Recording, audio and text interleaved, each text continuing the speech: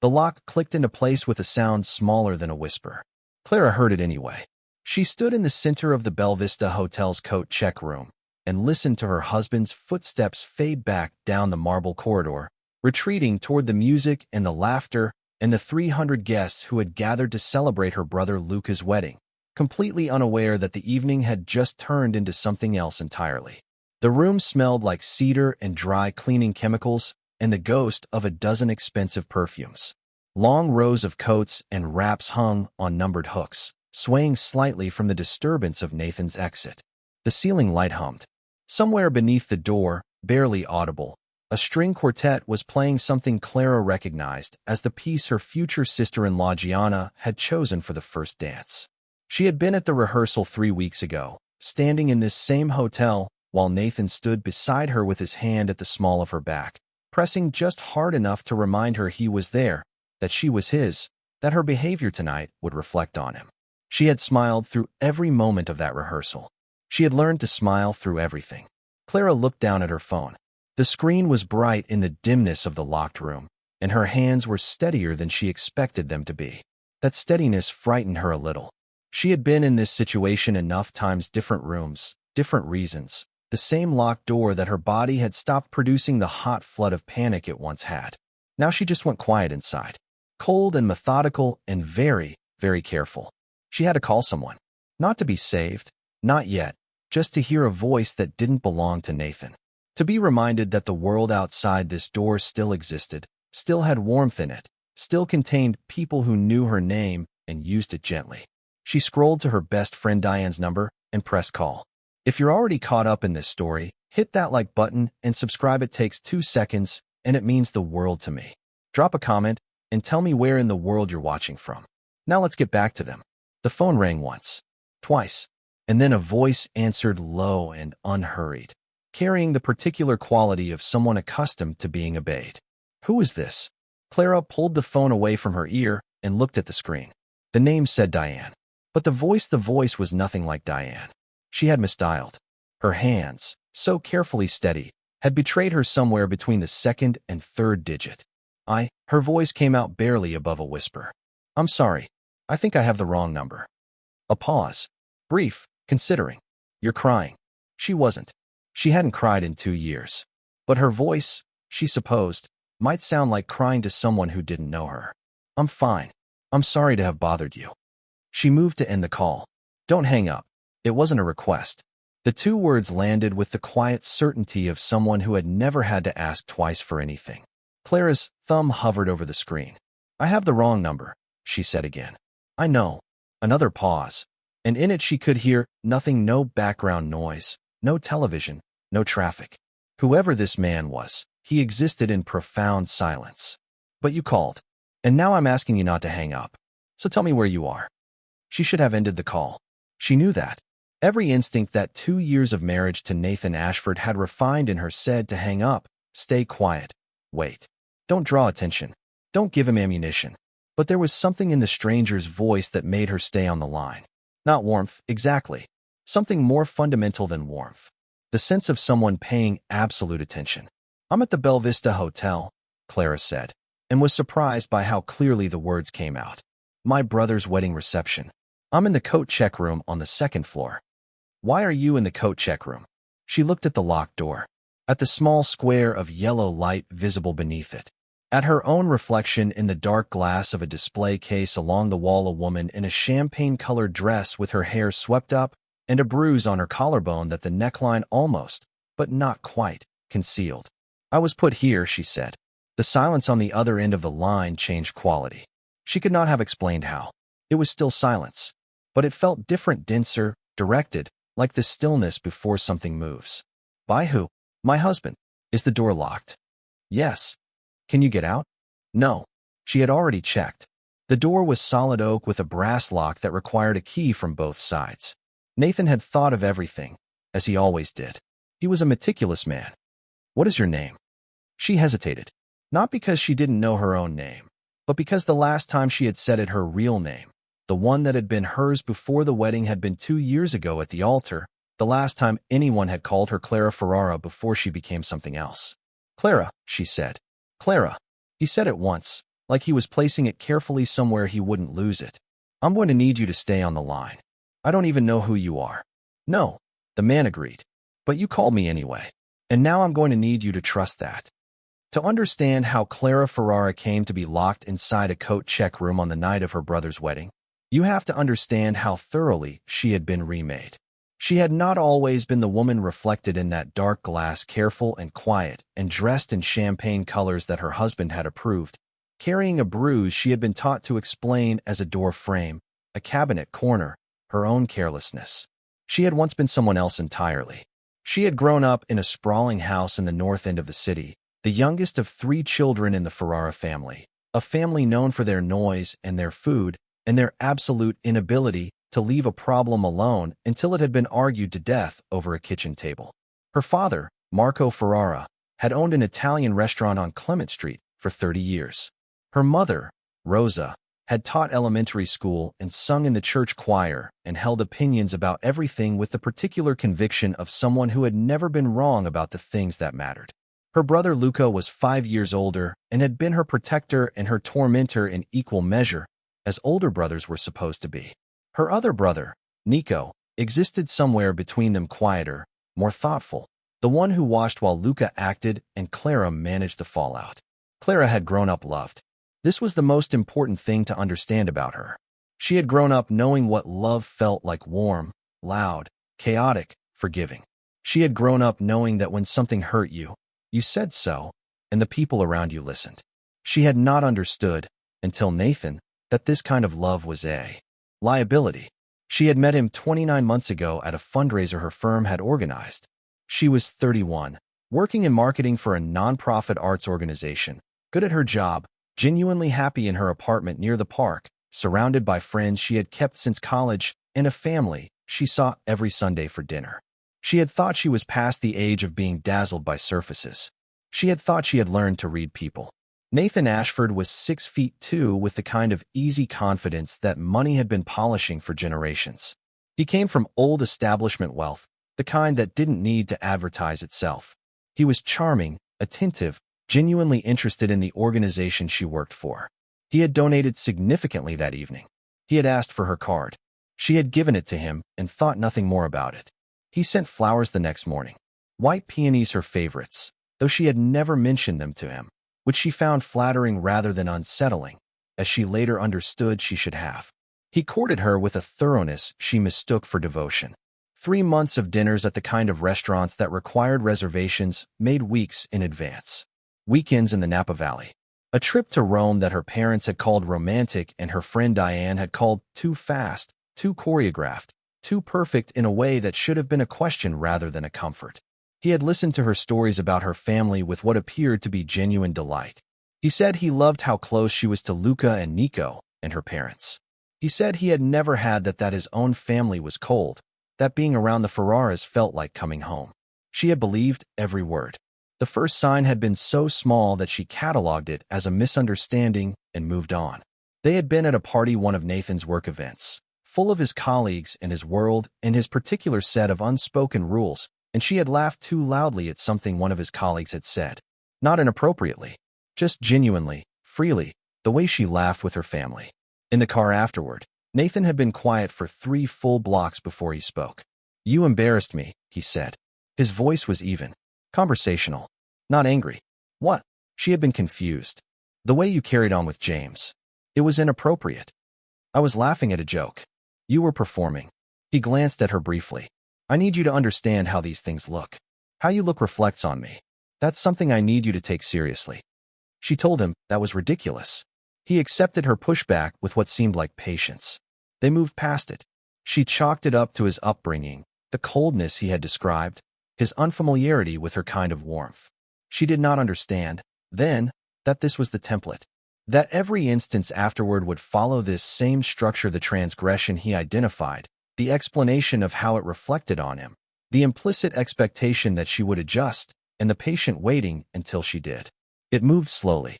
That was the part she would later spend the most time turning over in her mind. How slowly it moved. How each individual step had seemed like nothing: a preference he expressed, a compromise she made, a habit she modified to make him more comfortable. By the time she understood the architecture of what he had built around her, she was already inside it. They married 14 months after they met. The wedding was at his family's estate in Marin, elegant, expensive, formal in a way that was nothing like what Clara had imagined for herself. But Nathan had a vision for it, and she had learned by then to value his comfort over her preferences when the stakes seemed low enough to absorb. Her mother had been worried. She had taken Clara's hands in the kitchen at the estate the morning of the wedding and said, quietly, so no one would hear, "You know you don't have to do anything you don't want to do, Bambina. Not even today." "I want to, Mama," Clara had said. And she had meant it. She had loved Nathan. She was not sure now whether what she had felt was love or the relief of feeling chosen, of feeling seen, but at the time it had felt like the same thing. The first physical incident happened 4 months into the marriage. She did not call it what it was for a long time. She called it an accident, a misunderstanding, a moment that would never happen again. He had grabbed her wrist too hard, leaving finger-shaped bruises on her pale skin during an argument about a dinner she had arranged with Luca without asking his permission first. He released her immediately. He looked genuinely horrified at himself. He held her for 40 minutes afterward, apologizing in the low, broken voice of a man ashamed. She had comforted him. That was when she should have understood that the dynamic had so fundamentally inverted that she was soothing the man who had hurt her. That somewhere in the architecture of the last 4 months, the weight of obligation had shifted until it lived entirely on her side. But she stayed. Because she loved him, or thought she did. Because he apologized. Because the 3 weeks that followed were the Nathan she had fallen in love with, attentive, devoted, bringing her coffee in the morning and asking about her day and listening with genuine interest. She told herself it was the stress of his work. She told herself they were still finding their footing. She told herself that no marriage was easy, that all couples had difficulties, that leaving at the first sign of trouble was exactly the kind of impulsivity that destroyed good things. She had been wrong about all of it. By the end of the first year, the perimeter of her acceptable behavior had contracted to something she barely recognized. She called her mother twice a week. No more Nathan felt it was excessive, that her dependence on her family was something she should be growing out of, a habit of childhood she was entitled to leave behind now that she had a husband, a real life, a direction. She saw her friends rarely. Her social calendar was largely dictated by his schedule and his preferences and the quiet, consistent pressure of his displeasure when she chose her people over his world. She had left her job at the nonprofit 6 months ago, not because Nathan had demanded it explicitly, but because he had made her working life so consistently uncomfortable. The interrogations after late meetings, the way he would appear at work events and speak to her in that even, controlled voice about something she had done wrong. The hour of silence in the car home, that eventually staying had felt like more effort than it was worth. She had given up everything he made too expensive to keep. Tonight was supposed to be different. Luca's wedding was family. It was sacred in the particular way that the Ferrara family made things sacred, with noise and food, and the kind of love that did not require performance. Nathan had agreed in the weeks leading up to it that tonight was about her brother, that Clara needed to be present for it completely, that he would make an effort to be generous with her in the way she needed him to be generous. He had said this pleasantly, calmly, the way he said everything, and she had believed it because she always believed it, because not believing it required a courage she was still in the process of rebuilding. He had lasted until the first hour of the reception. She had been dancing, not with a stranger, not with someone who warranted the look Nathan leveled at her across the room. She had been dancing with her cousin Matteo, who was 53 years old and had been teaching her the tarantella since she was 8, who had wept openly at the ceremony and held her in a bear hug in the receiving line and said, in the way only Matteo could, that she was too thin and too quiet and that Nathan needed to feed her more pasta and less silence. She had laughed. She had taken Matteo's hands and let him spin her across the dance floor. And for 3 minutes, she had been someone else entirely. Someone before Nathan. Someone who laughed freely and danced badly and did not think about how every movement was being catalogued and assessed by the man standing at the edge of the room with a glass of Merlot and an expression that said she would pay for this later. Nathan had appeared at her elbow before the song ended. His hand on her back was the kind of touch that only she knew was a warning. "I need you for a moment," he said, pleasantly, to no one and everyone. She had known, from the particular quality of his pleasantness, exactly what was happening. He guided her off the dance floor, through the lobby, down a service corridor that he had impossibly already identified as a route away from the crowd. The Belle Vista was his world. He had stayed here for business dozens of times, knew its architecture the way he knew everything he had decided to control. She had been directed, with that firm and inexorable pressure at her back, through a door marked with a small brass number, into the coat check room, before she fully processed that they were no longer at the reception. "I need you to stay in here," he said, in the quiet, reasonable tone she had come to dread more than his anger. "Think about the image you were projecting. Think about what it looked like." He produced the key from his jacket pocket. He had it already, she realized. He had planned for this possibility the way he planned for every contingency, had identified this room on an earlier pass through the hotel, had pocketed the key with the casual preparedness of someone who had run this calculation many times before. He turned it in the lock from the outside. "Nathan, I'll come back for you when you've had time to reflect," he said, through the door. "We'll talk about it later. Try to be quiet. I don't want to involve Luca in our private matters."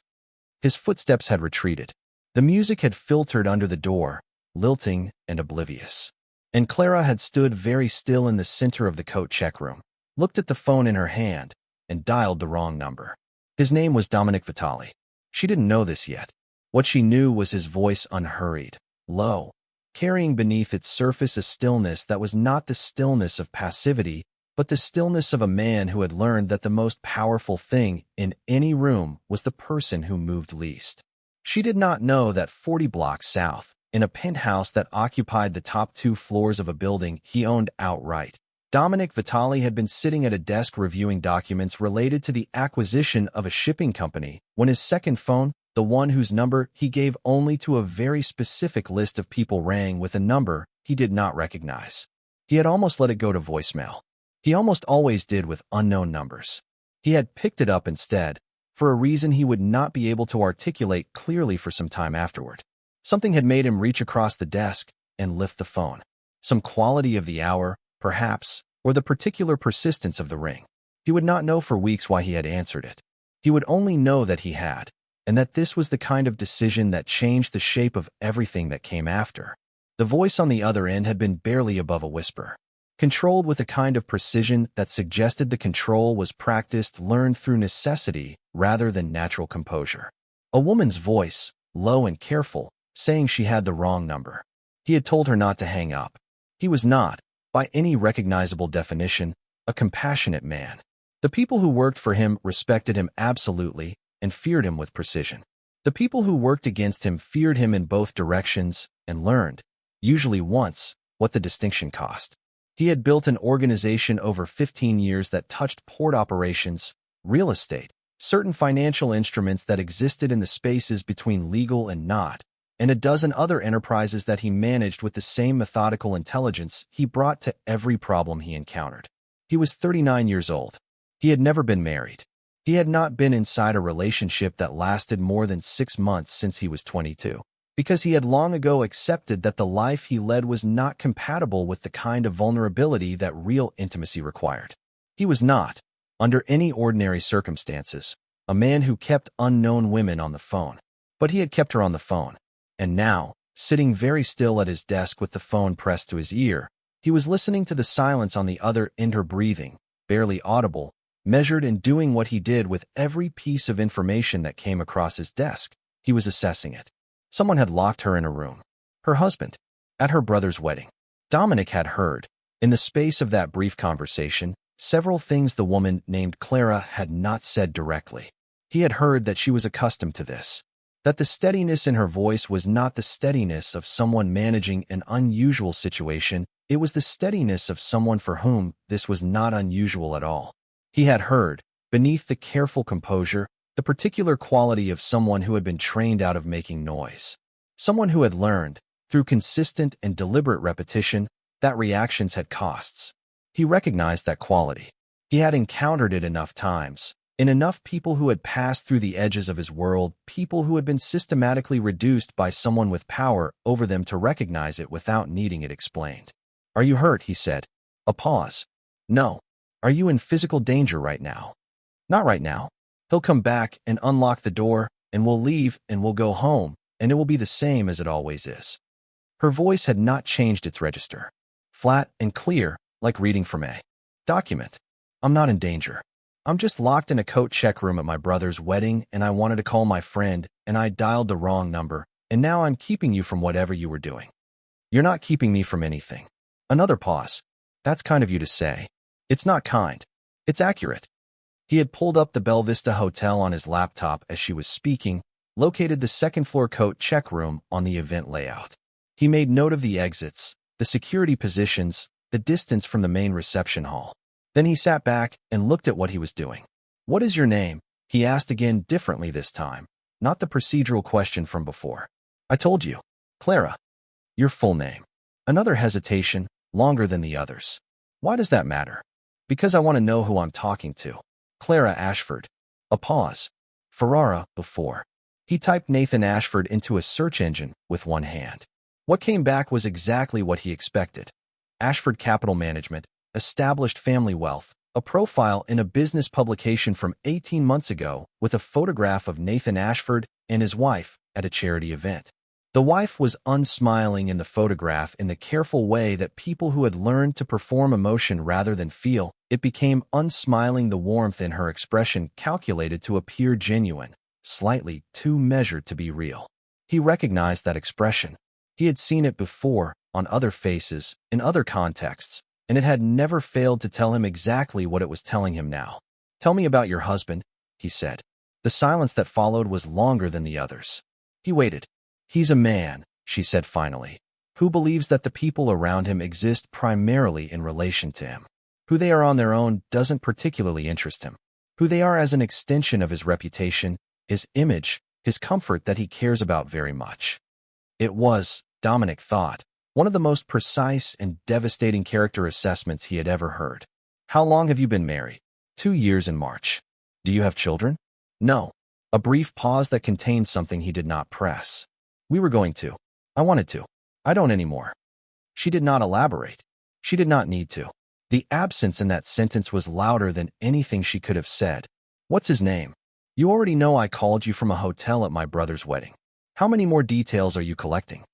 As many as you'll give me. A beat. Then, quietly, Nathan Ashford. I know who he is, Dominic said. Then you know he's not someone people tend to challenge. I'm not most people. He said it without inflection, which somehow made it land more heavily than any elaboration could have. He heard her breathe on the other end of the line. Who are you, she asked. Someone who answered his phone. That's not an answer. It's the only one that matters right now. He stood, moving toward the window that looked out over the city, his city, in ways that were both literal and figurative, in ways that Nathan Ashford with his old money and his charity profiles and his photograph in a business publication did not begin to understand. I'm going to ask you to do something, and you don't have to agree. What? Stay on the line. A beat. I'm already on the line. I mean after this call ends. I mean don't lock the screen. Keep the line open. Whatever happens next, I want to be able to hear you. The silence stretched between them like something being carefully measured. Whatever happens next, Clara repeated slowly. What exactly do you think is going to happen? I'm not sure yet. He was already moving toward the door of his office, already forming the outline of a decision that he had not fully articulated to himself. But I think you should not be alone when it does. She did not hang up. That surprised her.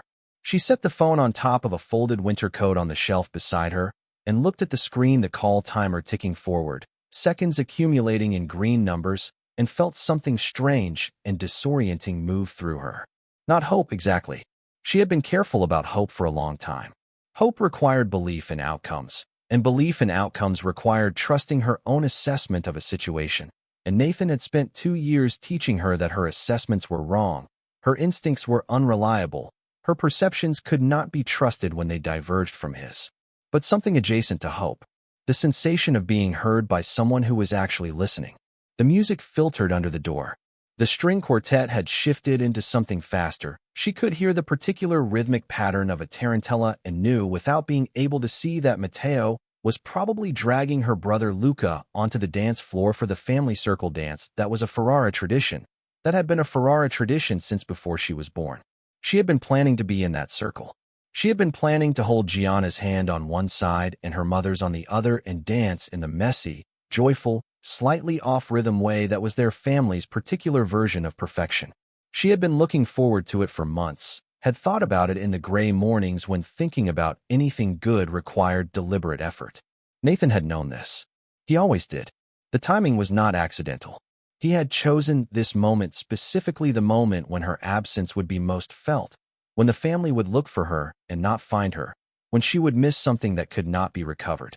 It was a punishment designed with precision. Not just the locked room. The locked room at the moment that mattered most.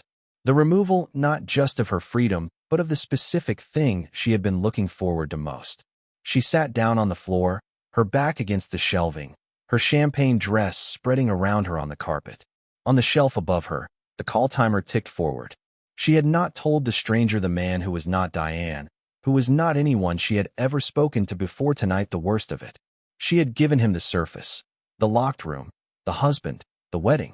She had not told him about the bruise on her collarbone that the dress almost concealed, or the 3 others she was carrying in less visible places from an incident last week when she had forgotten to mention that Diane was coming for coffee and Nathan had come home to find them in the kitchen together and had waited, with extraordinary patience, until Diane had left.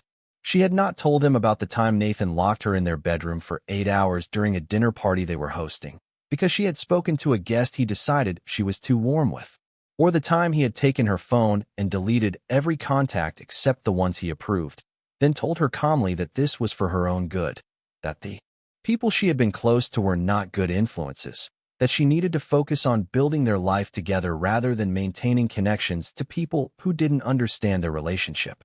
She had not told him about the Sunday morning 3 months ago, when she had looked at herself in the bathroom mirror and realized she was trying to calculate which of her behaviors were safe and which were not, with the same methodical caution she would apply to navigating a minefield, and that she had developed this skill so thoroughly that she was no longer aware of doing it most of the time.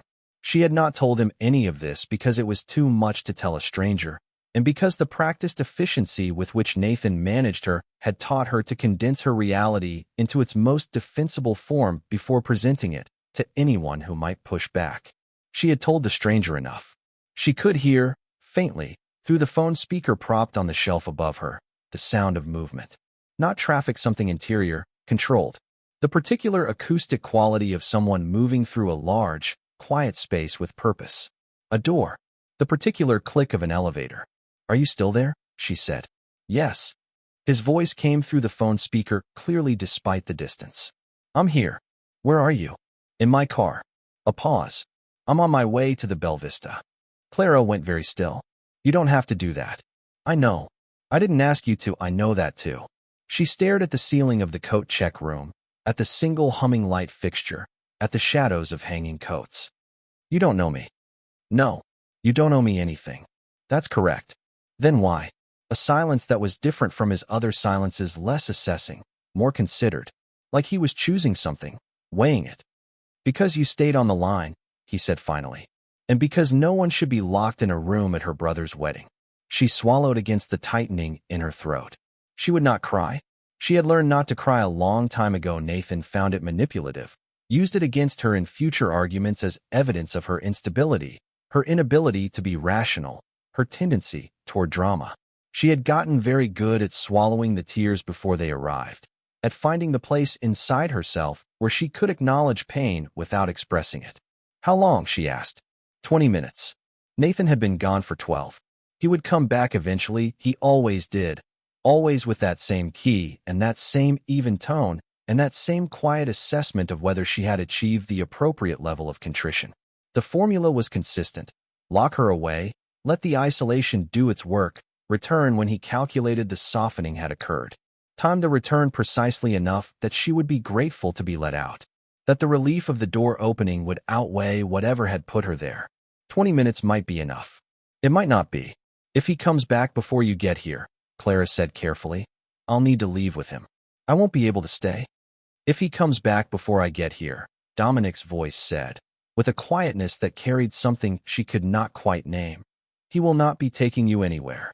She should have found this alarming. It was the statement of someone who intended to intervene in a situation they had no business being in, A complete stranger making promises about outcomes he had no right to dictate. She should have felt the particular cold unease of someone realizing they had traded one dangerous situation for another. She did not feel that. She felt. And this was the part she could not explain, the part she would think about later when the night had settled into memory. She felt the first genuinely steady thing she had leaned against in 2 years. "How do you know that?" she asked. "Because I said so." 5 words. No elaboration. No softening. Just the flat certainty of someone for whom the distance between a statement and a reality was not particularly significant. Clara closed her eyes and listened to the sound of his car moving through the city, the barely audible noise of an engine that was smooth and expensive and completely unhurried, and tried to understand what she was feeling. The strangest part was not that a stranger was coming. The strangest part was that it felt correct. That something in the particular quality of that voice, in that silence, in those 5 words, had communicated something she had no framework for yet, but that her body had recognized before her mind could catch up. That she was not invisible to this person. That whatever she was hiding, he had already seen past it. The music under the door changed again. She heard, distant and muffled through the walls, the sound of applause, the family circle dance, finished, her place in it empty. She imagined her mother looking around the room for her. Luca noticing her absence and smoothing over it the way he always did when Nathan required managing. Nico, who had said nothing directly but who looked at Nathan with a specific kind of quiet attention that Clara had always understood was her brother watching for the thing he hadn't been able to name yet, hadn't been able to prove yet, hadn't been able to say out loud, without sounding like he was looking for problems where there weren't any. She thought about her brother's wedding night, proceeding without her 20 feet down the corridor. About Gianna and her dress, luminous with a happiness that Clara had watched build over 2 years of watching Luca become someone better, someone who knew how to love without holding. About the night the two of them deserved. About the night Clara was locked away from. Something moved in her chest that was different from the hollowness she had been carrying for a long time. Sharp-edged and directional and very, very clear. Anger. Actual anger, not the flattened, managed version she had learned to compress into something acceptable, something that fit the parameters of what Nathan considered appropriate feeling. Real anger, the kind she had not let herself feel fully since the early months of her marriage when she had still believed she had the right to it. Before he had taught her that her anger was a problem to be solved, evidence of her unreasonableness, proof that she needed to reflect before she spoke. Nathan had locked her in a coat check room on her brother's wedding night. She turned the thought over slowly, feeling the edges of it. He had taken this from her. He had reached into one of the few places that had remained sacred: her family, her brother, this day that Luca had been planning and looking forward to for a year, and closed his hand around it. And this was what remained. A locked door and a humming light, and the muffled sound of a wedding she was missing.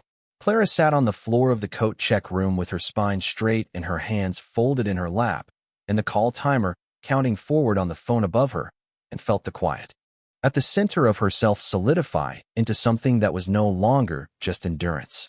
It was something else, something she was only just beginning to recognize.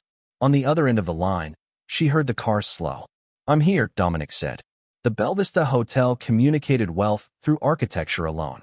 Its entrance on the corner of 5th and Larkin was all iron and glass, and the kind of aggressive understatement that announced itself to anyone who knew how to look. The doormen wore coats that cost more than most people's monthly rent. The lobby held art that required insurance policies and curators who had opinions about lighting. Dominic Vitale had been inside buildings like this his entire adult life. He had owned 3 of them. He stepped out of the car and straightened his jacket while his driver, Marco, moved to the curb. The night was cold and clear, the kind of autumn cold that had teeth in it. A breeze came off the water 6 blocks west and moved through the street with the particular sharpness of November in this city. He could hear her breathing through the earpiece he had transferred the call to when he got in the car. "I'm walking in," he said quietly. "Okay." Her voice was steady. She had not wavered in the 22 minutes it had taken him to cross the city. He noted this with the particular attention he paid to details that other people missed. He moved through the lobby with the ease of someone who had never, in his adult life, been stopped by a doorman or questioned by a concierge. Something about his presence made these transactions unnecessary: the way he occupied space, the quality of his attention as he moved through it, The complete absence of the slight uncertainty that most people carried into rooms that were designed to make them feel uncertain. He did not think about it often. He moved to the elevator, pressed 2. Second floor, he said. Coat check room. On the right or left from the elevator? Right, Clara said. Third door on the left from the elevator. There's a small brass number on the door. Stay on the line. I'm not going anywhere, she said. A small piece of dark humor in a situation that contained none. He noted this too, the capacity for it, the precision of its appearance, the way it said more about her than anything she had said directly. The second floor of the Belle Vista was quieter than the ground level. The event was in the main ballroom at the end of the corridor, its sounds filtering through the walls as it contained festive warmth. Laughter, music, the specific acoustic signature of 250 people celebrating something real.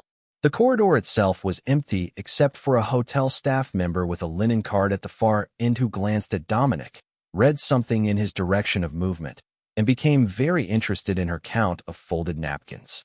Third door on the left. He stopped in front of it. Solid oak. Brass handle. Brass lock. The door's threshold showed the thin line of yellow light she had described. He placed his hand flat against the door. On the other end of the line, he heard her inhale small, controlled, the sound of someone preparing. I'm outside the door, he said. A pause. Longer than the ones before. I don't know your name, Clara said. Dominic. Dominic. She repeated it the way he had repeated hers carefully, like placing something somewhere it would not be forgotten. What happens now?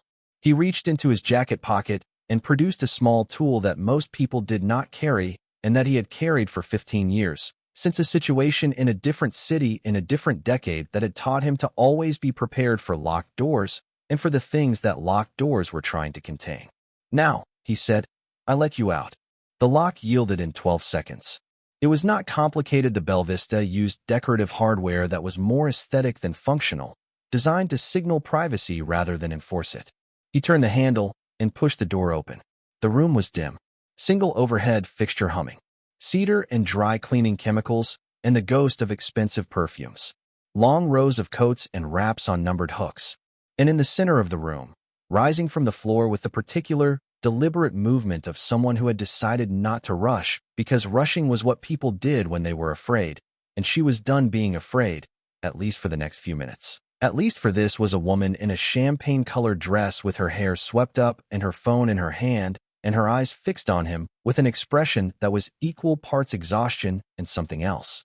Something that Dominic, standing in the doorway of a coat check room at 11:17 on a Friday night, having driven across the city for a woman whose name he had learned 22 minutes ago, felt move through him with a velocity he had not been prepared for.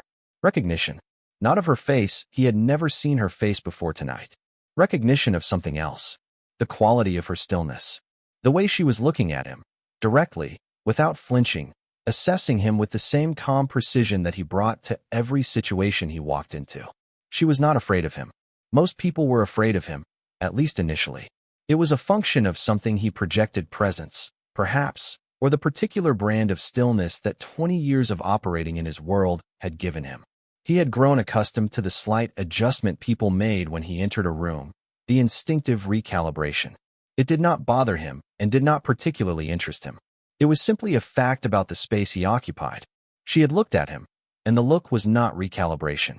It was evaluation, clear-eyed and direct, and entirely without the performance that most people layered over their fear. He looked back, on the lapel of her dress, slightly obscured by the draped fabric, but visible to anyone looking with attention, and he was always looking with attention, was the edge of a bruise. Not large, not dramatic. The kind of mark that could be mistaken for many things, and that had been positioned by the neckline of the dress adjusted just so to be almost, but not quite, hidden. He had seen this before too. Clara Ferrara, he said. I don't go by that anymore, she said. I'm Clara Ashford now. A pause that neither of them filled. How long before your husband comes back? He asked. 10 minutes, maybe 15. He gives me 20 to 30 usually. Long enough that the isolation does its work. She said it with a factual evenness that communicated more about the regularity of this experience than any elaboration could have. He won't expect anyone to have come in. No, Dominic agreed. He won't. He stepped fully into the doorway and looked at her, the dress, the careful composure, The bruise that was almost hidden, the way she was standing with her spine at a precise, deliberate angle that was not natural ease but was the practiced performance of it, and asked himself, for the second time tonight, why? The answer was beginning to clarify itself into something he could see the edges of. "Put your phone away," he said, "and come with me." Clara looked at him for another moment, that same direct, assessing look that he was already, in some part of himself he had not expected to activate tonight, learning to anticipate. She was measuring something. He did not know what. He waited. Then she folded her phone into the small clutch she had been holding at her side, and she walked toward the door. She did not hesitate. That was the thing he noticed most. After everything she had described, 2 years of being trained out of trust, of having her instincts overridden and her judgment systematically undermined until she could not distinguish between her own assessment and his, she had walked toward the open door without a moment's pause. He stepped aside to let her through, and as she passed him in the doorway, close enough that he caught the faint scent of something light and clean that was entirely hers and nothing like the expensive fragrances on the coats around her, she said quietly, without looking at him, "Thank you." Not performed gratitude. Not the thank you of someone overwhelmed or relieved. The thank you of someone acknowledging a specific thing that had been done, with the precision of someone who had learned to mean exactly what they said and nothing more. Dominic Vitale stood in the doorway of the coat check room and watched Clara Ferrara step into the corridor and stand with her spine straight and her shoulders back and her eyes already moving to assess the space around her, mapping it with the quick efficiency of someone who had learned to always know where the exits were. He had answered a wrong number. He had stayed on the line. He had driven 22 minutes across the city for a woman he did not know. And standing here now, watching her stand in the corridor like someone who had just remembered she had the right to take up space, watching the lift of her chin and the steadiness of her hands and the careful, precise way she was breathing, he was not sorry about any of it. The corridor was empty. The music from the ballroom moved through the walls in warm, indistinct waves.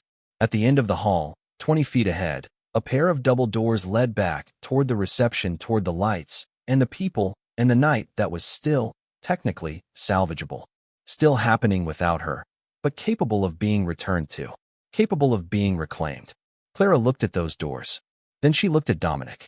"He'll know I didn't stay in the room," she said. "When he goes back, and I'm not there. Yes. He'll be angry. I expect so." She was quiet for a moment, processing with the practiced calculation of someone who had become expert at mapping consequences before they arrived. Not fear, exactly something more careful than fear. The particular stillness of someone deciding. "What exactly are you planning to do?" she asked. Dominic looked at her, at the bruise at her collarbone, at the steadiness in her eyes and the dress that had been chosen by someone other than her and the wedding she had been locked away from, at the woman who had sat on the floor of a coat check room and dialed the wrong number and stayed on the line anyway. "I'm going to make sure," he said, "that when Nathan Ashford comes back down that corridor, he understands something he has not understood before tonight." Clara waited. "That you are no longer alone," Dominic said. The words landed in the space between them with a quietness that made them heavier than a shout could have been. She looked at him, really looked at him, the way she had in the doorway of the coat check room, that clear-eyed assessment that he was already learning to recognize as distinctly hers. Something crossed her face, too brief and too complex to catalog in the moment, something moving through the careful composure before it fully formed. But he had seen it. He had seen it. "He's going to push back," she said. "Men like Nathan don't accept being challenged. Especially not publicly. Especially not by—" She glanced at him again. Another of those brief assessments. "Whoever you are. Let him push." 3 words. The same quiet certainty as before. Clara looked at him for a long moment. The music swelled distantly behind the double doors. Somewhere in that ballroom, her brother was dancing with his new wife. Her mother was watching. Matteo was probably on his 3rd glass of Chianti and his 2nd piece of tiramisu, and his 4th retelling of the story about Luca's first tarantella at 8 years old. The night was still happening. The night was still there. She looked at the doors. Then she straightened a small movement, almost imperceptible, but entirely deliberate, and said, "All right."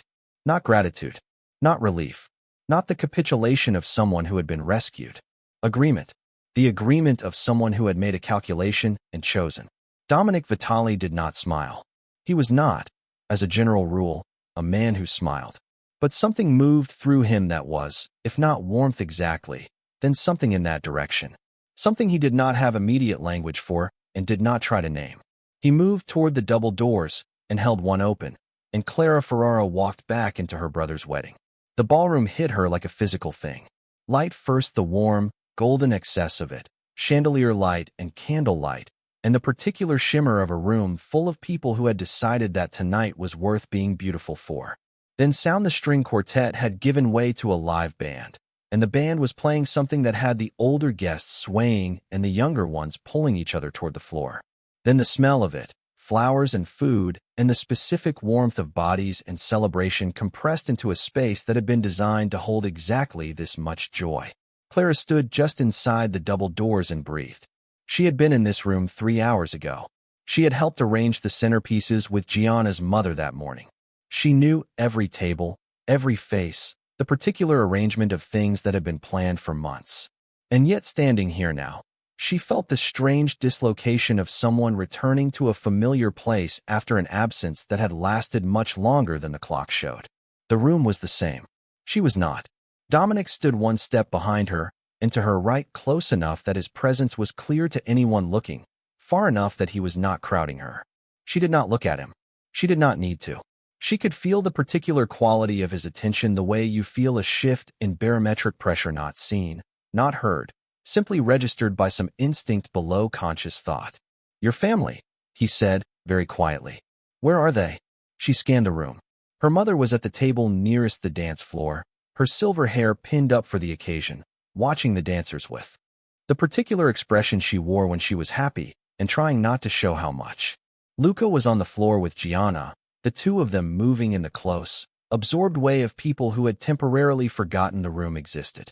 Nico was at the bar, his back partly turned, talking to someone she didn't recognize, but even from across the room, she could see the specific angle of his posture, the way he held his glass, the quality of attention he was paying that was not entirely directed at his conversation. He was watching the room. He had always watched the room. "Table nearest the dance floor," she said. "My mother. And my brother Nico is at the bar. The one on the left." Dominic noted this in the way he noted everything without visible reaction, efficiently. "All right," he said. "Walk. Don't hurry." She walked. The first person to notice her was Matteo, who was crossing back from the dessert table with a piece of tiramisu in each hand, and who stopped so abruptly when he saw her that one of the plates tilted dangerously. She caught the look on his face, the relief, then the confusion at the man beside her, then the particular sharpening of his expression that she recognized as Matteo doing what every Ferrara did when something was wrong, which was preparing to be loudly useful. She gave him a very small, very deliberate shake of her head. He read it. He had always been able to read her. He adjusted his plates and kept walking, but she saw him change direction, not toward Luca, not toward anyone obvious, just a quiet repositioning that would put him closer to whatever was about to happen. Her mother saw her next. Rosa Ferrara had been a teacher for 30 years, which meant she had spent 3 decades learning to read situations before they became crises, to identify the child who was struggling before they collapsed, to see what people were working to hide before they understood they were hiding it. She looked at her daughter crossing the ballroom in a champagne dress with a man Rosa had never seen before, and she went very, very still. Clara watched her mother's face move through recognition, relief, assessment, and something else, the thing a mother's face does when she sees, in a single look, something she has been afraid to look at directly for a very long time. She saw the bruise. She saw it the way only a mother sees something she has been watching for, without letting herself admit she was watching. Her expression did not change. She did not gasp or reach or call out. She simply looked at her daughter and went perfectly, devastatingly still. Clara looked away. She could not hold that look and keep herself together, and she needed to keep herself together for the next 20 minutes. She sat down at the table beside her mother without saying anything. Dominic took the empty chair to her left, the chair that had been Nathan's, she noted, with a precision that had a dark, almost satisfying edge to it. "Mama," Clara said. "Bambina." Her mother's voice was completely even, a masterpiece of control. "You were gone." "I was. I'm back now." A pause. Her mother's eyes moved to Dominic with the particular assessment of a woman who had spent 58 years learning to read strangers quickly and accurately. This is Clara hesitated for only a fraction of a second. This is a friend. He helped me. She did not look at Dominic when she said it. She felt rather than saw the slight adjustment of his attention, not disagreement, not correction, just acknowledgement. Rosa Ferrara, her mother said, to Dominic, in the tone she used when she was being polite and meant business. Dominic, he said. He did not offer a last name. He met her mother's eyes without flinching, and something passed between them, some adult calculation, some recognition, and then Rosa Ferrara looked back at her daughter with an expression that had shifted into something quieter and more certain. Are you hungry? Her mother asked. No. There's tiramisu. Mama. I know, her mother said softly. I know.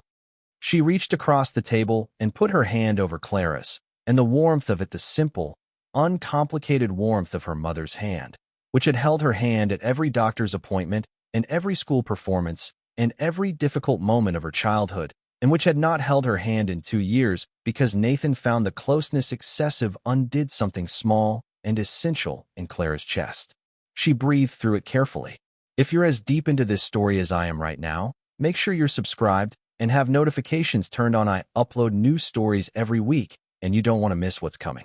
Your support is the reason I keep going. Now, back to them. Nico found her 3 minutes later. He materialized at her shoulder with the particular quietness of someone who had been moving toward her from the moment he spotted her, taking a route that was indirect enough not to draw attention. He crouched beside her chair. Nico, who was 6'1" and had never been built for crouching, and spoke at a volume no one else could have heard.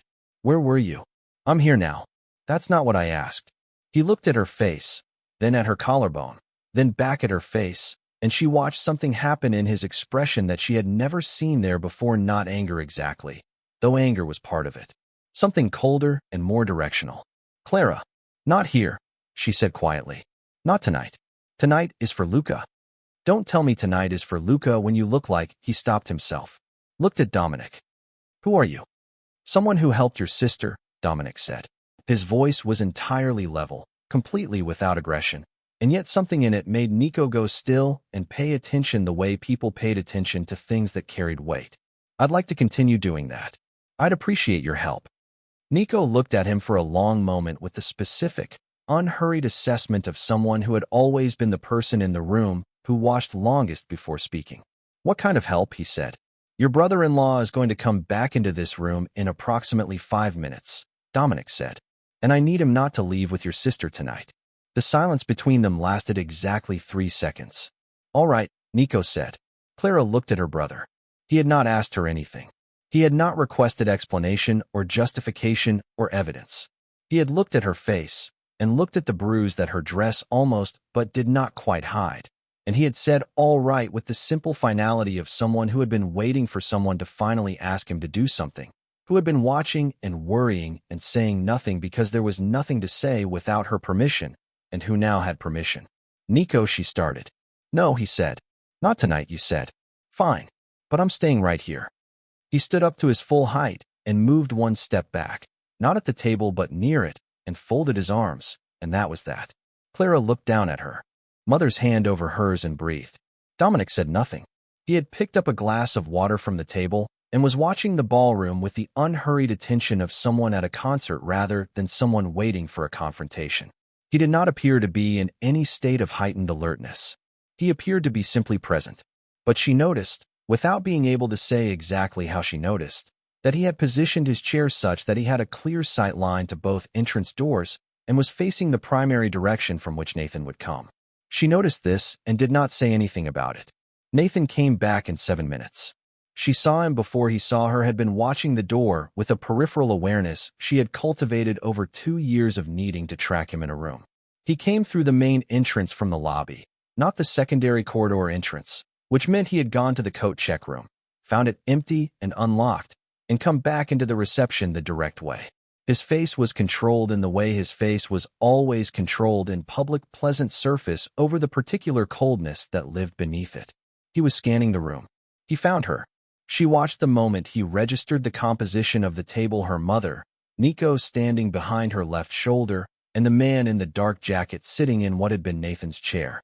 She watched his scan stop on Dominic with the particular quality of a man trying to place a threat and not yet being able to. He crossed the room. Clara kept her hands on the table.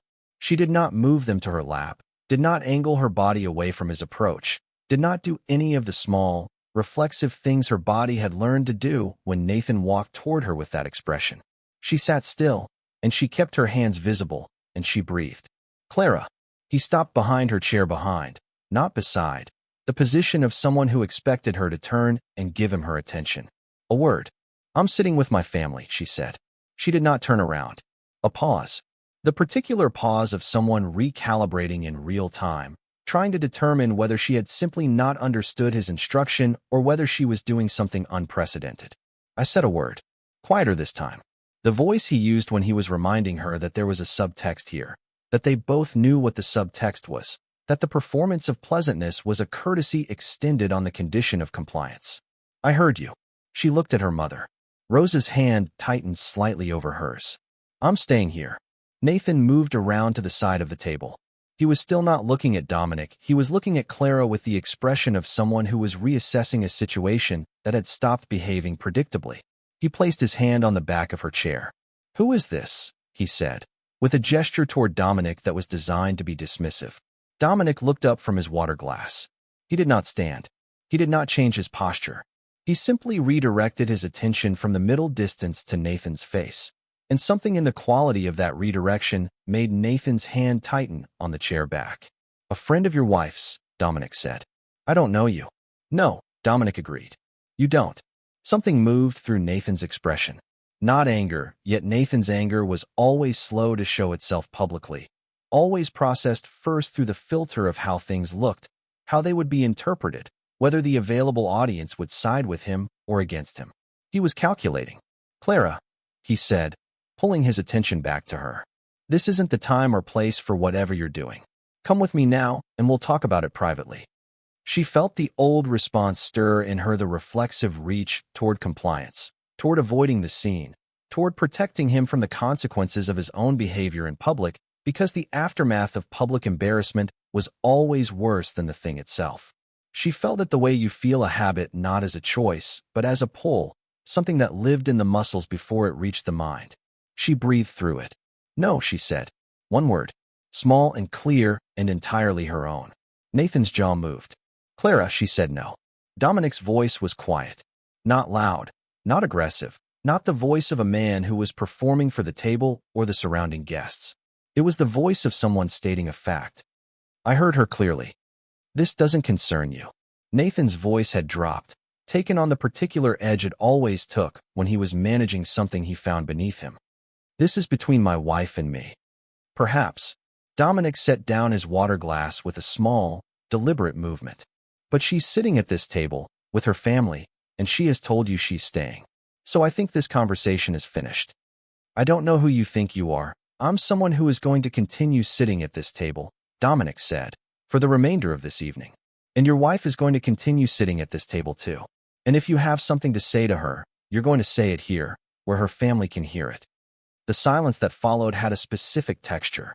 Clara recognized it, the silence of someone deciding how to respond to a challenge in a situation where every response carried risk.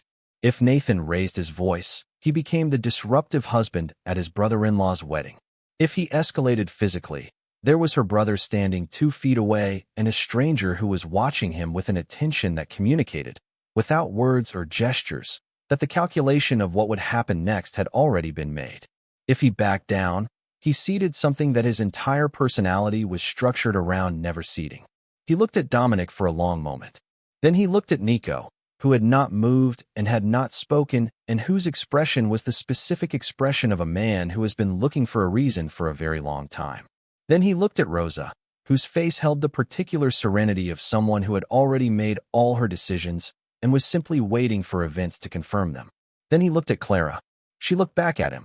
She kept her face neutral and her hands still, and she looked at him, really looked at him, perhaps for the first time in 2 years without the automatic calibration of fear behind her eyes, and she felt something move through the look. Something he felt, she could tell. Something that registered. Because Nathan Ashford, for perhaps the first time in his experience of her, was looking at a woman who was not afraid of him. He straightened. He adjusted his jacket.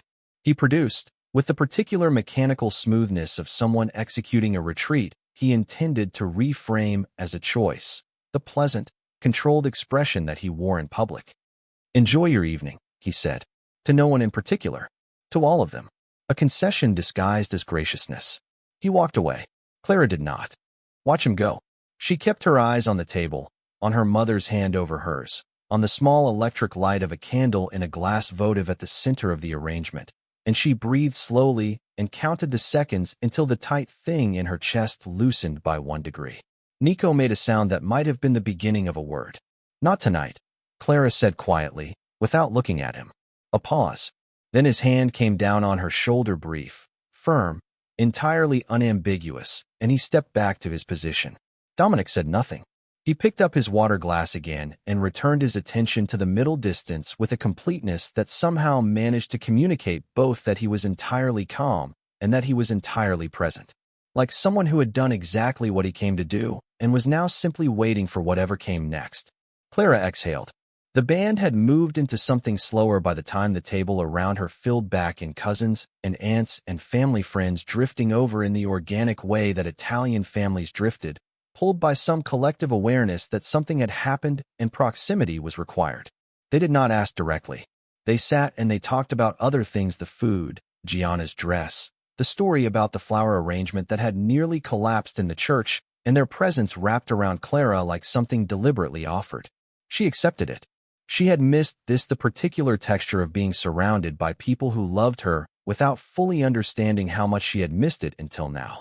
Dominic sat through it all with the quality of someone who had no need to assert himself into a space he hadn't been formally given, and yet was not invisible in it. He answered the questions that were directed at him, and several family members asked questions, because Ferraras could not resist asking questions any more than they could resist breathing, with a brevity and directness that somehow didn't seem rude and didn't seem evasive. Just honest in a stripped-down, functional way. "Where are you from?" Matteo had asked, appearing at the table with a third piece of tiramisu and the expression of someone who had decided to stay. "The city. Born here." "And what is it you do?" A pause that lasted exactly 1 second. "Business." "What kind?"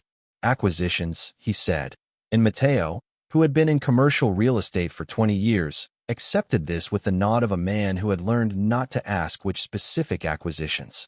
Clara watched this exchange from the corner of her eye and felt something move through her that she recognized, after a moment, as the faint and unfamiliar sensation of almost smiling.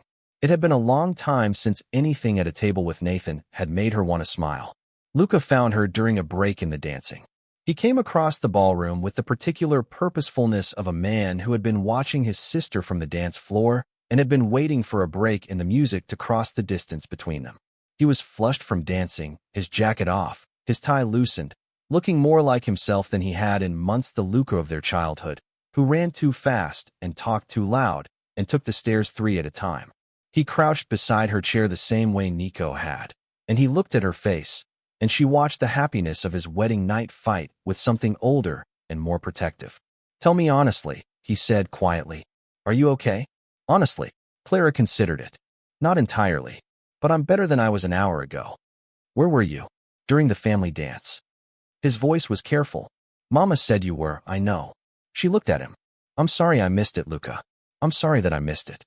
Her voice caught on the second saying of it, on the weight of what she was sorry for, not just tonight, not just this dance, but the longer accumulation of absences, of moments she had been managed away from, of the 2 years in which she had been gradually made smaller while her brother's life continued to expand into joy. "I'll explain it all later. Tonight is yours. I mean that." Luca looked at her for a long moment. His face did the particular thing that older brothers' faces did: the wrestling visible, the desire to fix things, fighting with the understanding that she had asked him not to, not tonight. Then he stood, and he bent, and he kissed the top of her head the way he had when they were small, when he was 5 years older, and she was still the age where everything could be fixed by someone taller. "Dance with me," he said. "Come on. Now, before this band plays another slow song."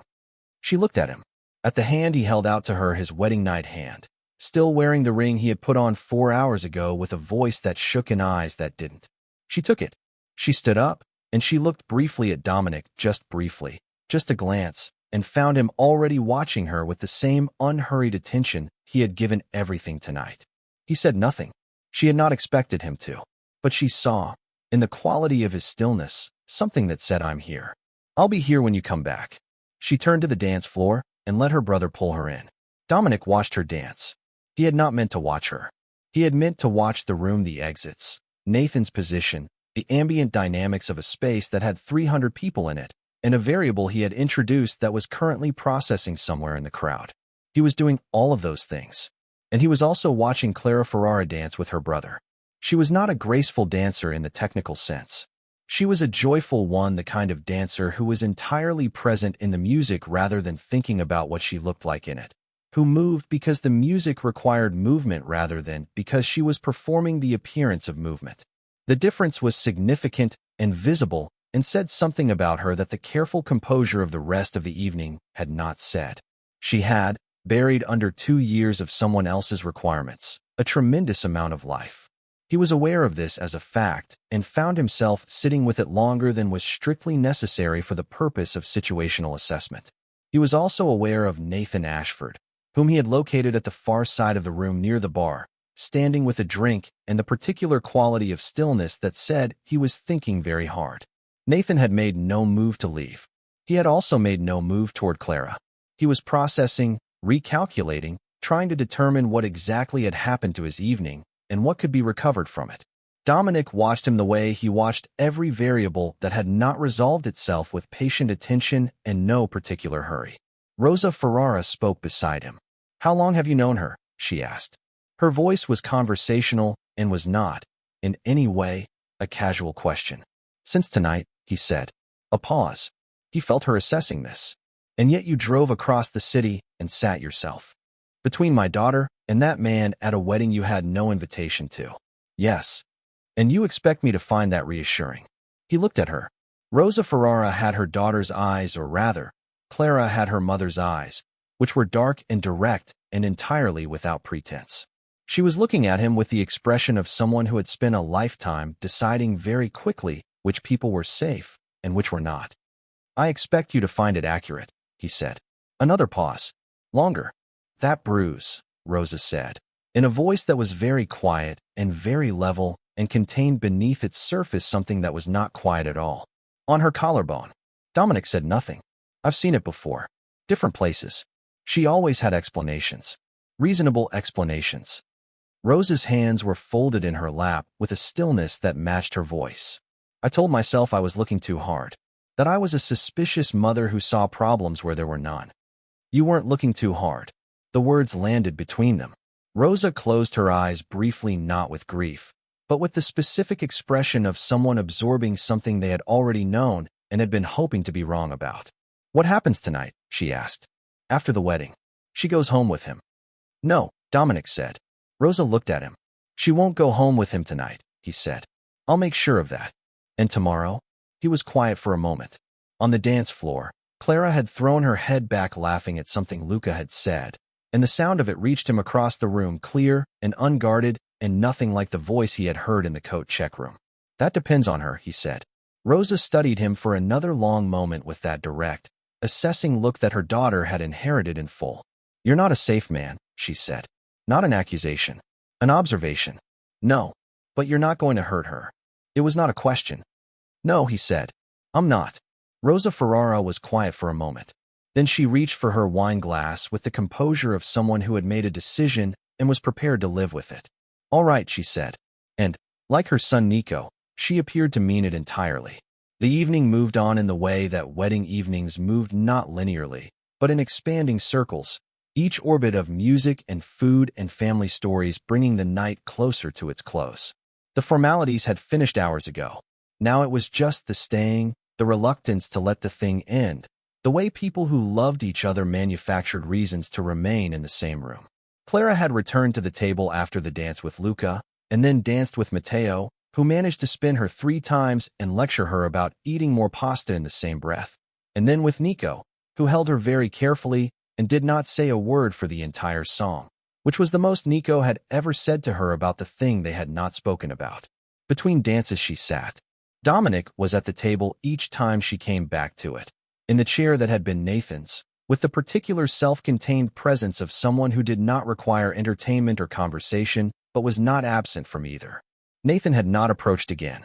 She tracked him in the way she had always tracked him in a room, with the peripheral awareness of someone who had learned that surprise was the worst possible context for his moods. He had moved to a position near the secondary bar at the far wall, and he was drinking with a controlled steadiness that she recognized, and he was watching her. She did not let herself look at him directly. She let herself simply know where he was and redirect her attention to the table, the family, the music, the glass of wine that Matteo had pressed into her hand with the firmness of someone who was going to keep giving her wine until she stopped looking like someone who needed wine. She was aware, continuously and without drama, of Dominic's presence. The physical fact of him, the steadiness of it, the unhurried competence had created something in the room that she did not have clear language for yet. Not safety, exactly. Safety was what she felt with her mother, with Luca, the warm and familiar version. This was something different. Something more like the particular stillness of standing on solid ground after a long time on uncertain footing. The absence of the need to calibrate. She found herself looking at him once, without planning to. He was looking at the dance floor, his profile to her, and in the unguarded moment before he sensed her attention and turned, she caught something on his face that she had not seen in the rest of the evening. Not the stillness, not the assessor's attentiveness. Something quieter. Something that was watching the room, not to monitor it, but simply to be present in it. He turned and found her looking at him. She did not look away. She held it for a moment, that same direct, honest look that had been her only remaining possession in the coat check room. The thing Nathan had not been able to take from her, because she had kept it too deep, and then she said, quietly enough that no one else at the table could hear. "You've been here 3 hours." "Yes." "You don't know anyone here." "I know you," he said. "And your mother. And your brother Nico, who has looked at me 11 times in the last hour to confirm I haven't moved. He does that. I know. I respect it." Clara looked at him. "Why are you still here?" He considered this not the question but the form of the answer. She watched him choose it. "Because the evening isn't finished," he said. "Nathan hasn't left." "No. He's going to wait for me to leave. He's going to come to the car." She said it with the flat accuracy of someone describing a weather pattern. Not fear. Knowledge. "He knows where the car is. He knows where everything is." "I know. What are you going to do?" He looked at her steadily. "What do you want me to do?" The question was not rhetorical. It was not a performance of offering her choice while intending to act regardless. He was asking her, actually asking her, the specific person sitting next to him, with the specific history and the specific future that she alone understood what she wanted. She looked down at the table for a moment, at the candle in its glass votive, at the white linen of the tablecloth, slightly rumpled now from hours of use. "I don't want to go home with him tonight," she said. "Then you won't. It's not that simple. He'll follow me wherever I go. He knows where my mother lives, where my friends live. He has," she stopped, chose the next words carefully. "He has thought about contingencies the way he thinks about everything. He plans. He always plans ahead. So do I." He said it without emphasis, without the need for it to land as a statement. It was just true, the same way the things he had said all evening were true without performance, without the need for confirmation. "I don't know you," Clara said. Not accusation. Fact, offered honestly, looking at him directly. "No," he agreed. "I called a wrong number. You drove across the city. You've sat at a table with my family for 3 hours. And now you're telling me that a man I met tonight is going to help me with a problem that I have been unable to solve for 2 years. Yes. That should terrify me. Perhaps." She was quiet for a moment. The band played something soft, and the dancers thinned slightly as the later hour made itself felt. Somewhere at the near edge of her peripheral vision, Nathan moved not toward her, just a repositioning, and she noted it and returned to the conversation without breaking. "It doesn't," she said. Dominic looked at her. "Terrify me," she said. "It should, but it doesn't." She met his eyes with the directness that she had been using all evening, the only form of honesty she had left intact. "That concerns me. Not you specifically. The fact that it doesn't." "Why?" "Because the last time I trusted someone quickly, I spent 2 years undoing it." He was quiet for a moment. She had expected him to argue, to reassure, to do what people did when they wanted to be trusted, perform trustworthiness. He did none of these things. That's a reasonable concern, he said. You should keep it. She looked at him, slightly surprised. Don't stop being careful, he said. Not with me.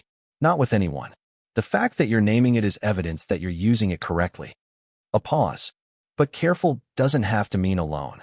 Clara held his gaze for a long moment. Long enough that Matteo glanced at them from across the table with an expression she didn't have the energy to interpret. No, she said quietly. I suppose it doesn't. At 11:45, Gianna came to find her. She arrived at the table in a slightly crumpled version of her wedding dress, her hair beginning to escape from its arrangement in the specific way that meant the evening had been long and wonderful, her face carrying the particular glow of someone who had spent a full day being loved. She sat down across from Clara and took her hands in both of hers without asking permission. I was looking for you earlier, Gianna said. During the family dance. I know. I'm sorry. You don't need to be sorry. Gianna's voice was quiet and direct.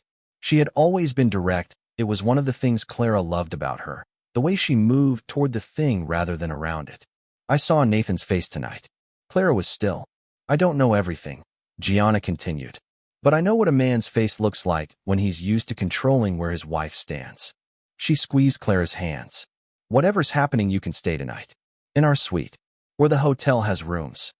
Gianna, it's your wedding night. It's my wedding night, and I'm telling you that if you need somewhere safe to sleep that isn't your house, you can be here. She said it firmly, without room for argument. Luca already knows. He asked me to ask you. Clara felt the tightening in her throat again, the specific, recurring tightening of someone being offered kindness by people who had been unable to offer it because she had not made herself available to receive it. She looked at Dominic. He was watching her with the same unhurried attention. When she looked at him, he gave her nothing, no direction, no suggestion, no quiet pressure in either direction. Just presence. Just the waiting. I'll stay at the hotel, she said to Gianna. If that's all right. Of course it's all right. Gianna released her hands and stood and kissed her cheek and said quietly against her ear, You're a Ferrara. We don't leave each other. She swept back across the ballroom to her husband, trailing white fabric and certainty.